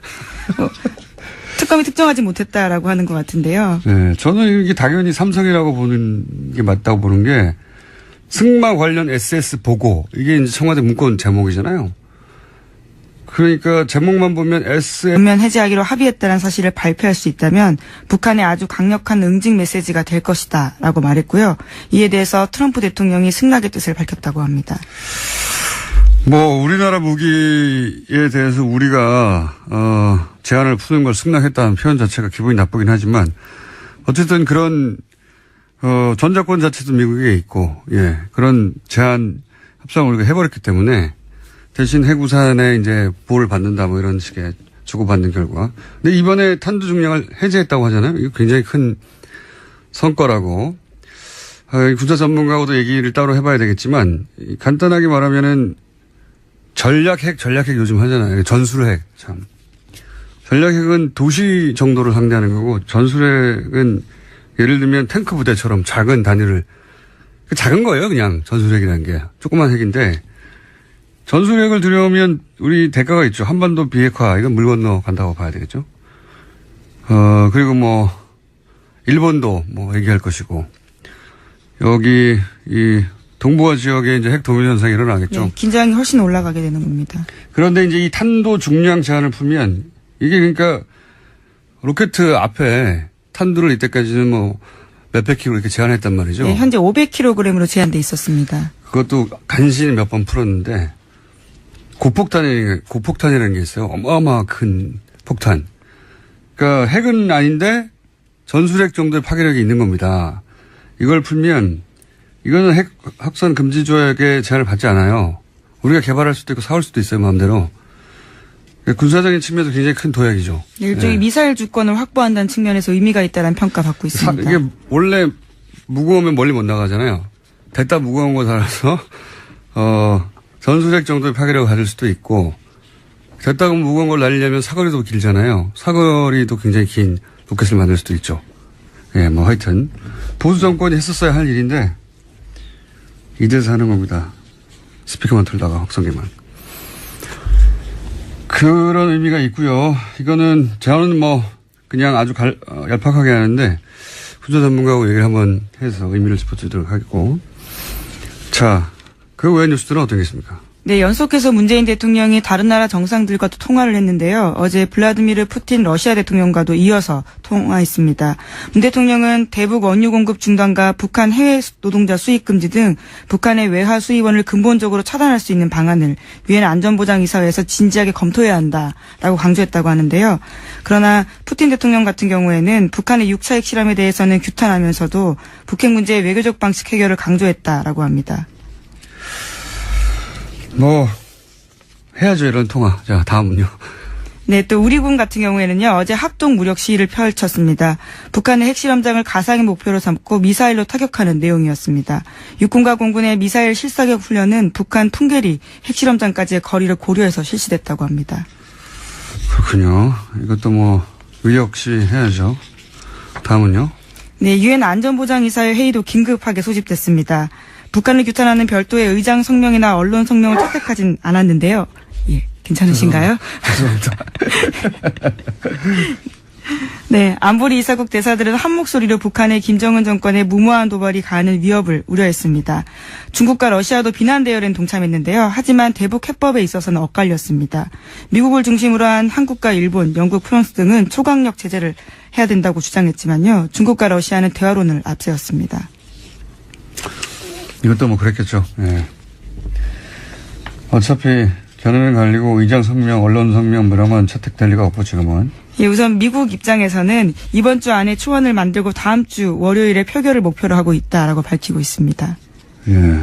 그리고 이제 또 다른 더 강도 높은 제재. 북한과 교역하는 모든 국가와 단절하겠다. 예, 거래를 중단하겠다라는 방안을 검토하는 중이라고 트럼프 대통령이 밝힌 바 있습니다. 예, 그것도 트위터도 했는데, 예, 이건 말도 안 되는 거죠. 뭐 당장 미국에서 말도 안 된다. 그거는 북한이 아니라 미국이 망한다고. 예. 네, 제임스. 왜냐하면 예를 들어서 중국이 북한과 가장 큰 교육국가인데 중국과 모든 교육을 끊으면 미국이 망해요. 지금은. 예, 사실상 중국을 겨냥한 조치라는 해석이 나오는데요. 북한의 대무역의 90%가 중국과 이루어지기 때문입니다. 네, 어쨌든 뭐 실현 가능성 없는 뻥을 너무 많이 치고 있습니다. 트럼프 대통령이 블러핑이라고 하죠. 하여튼 그런 얘기도 나오자 뭐 미국 언론들도 쏟아졌어요. 트럼프 대통령이 말이 안 된다는 기사가. 예, 그 전날 한국에 대해서 비판한 트위트. 무슨 상대 국가에 대해서 트윗으로 대통령이 비난을 한다니 그것도 한 줄로. 이 말이 안 되는 건데 그 기사가 쏟아졌어요. 왜 한국 비난하느냐. 뉴욕타임즈도 그러고 월스트리트저널도 왜 한국과 싸우냐. 그러면서 이제 월스트리트저널은 경제지니까 안보 문제, 외교 문제하고 통상 문제 FTA죠. 그거 왜 섞냐. 그래서 스스로 자신의 코너로 몰아가고 있다. 뭐 워싱턴 포스트 보수지인데 왜 한국 비난하냐. 그러면서 FTA 폐기를 동시에 거론해서 김정은에게 선물을 안겨줬다. 김정은에게 유리한 국면을 만들어줬다는 거죠. 민주당 간사나 뭐 공화당 상원 의원들도 왜 지금 분열하는 모습을 동맹과 그런 이야기. 한미 FTA 폐기하면 동맹 복구 안 된다. 이건 공화당에서 하는 얘기예요. 우리가 하는 얘기가 아니라. 그러니까 정작 미국 주류 언론들이랑 주류 정치인들이 왜 한국한테 뭐라고 하냐 하는데 보수 매체에서는 문재인 정부의 대북 정책이 유화적이라고. 네, 네, 그와 관련해서 어제 뉴욕타임스 기사 소개드린 바가 있는데요. 그러한 지적조차 사실이 아니다라는 것을 뉴욕타임스가 지적한 바가 아니, 그러니까 이게 말이 안 되는 거죠. 미국 대통령이 뭐라고 하는데 우리가 미국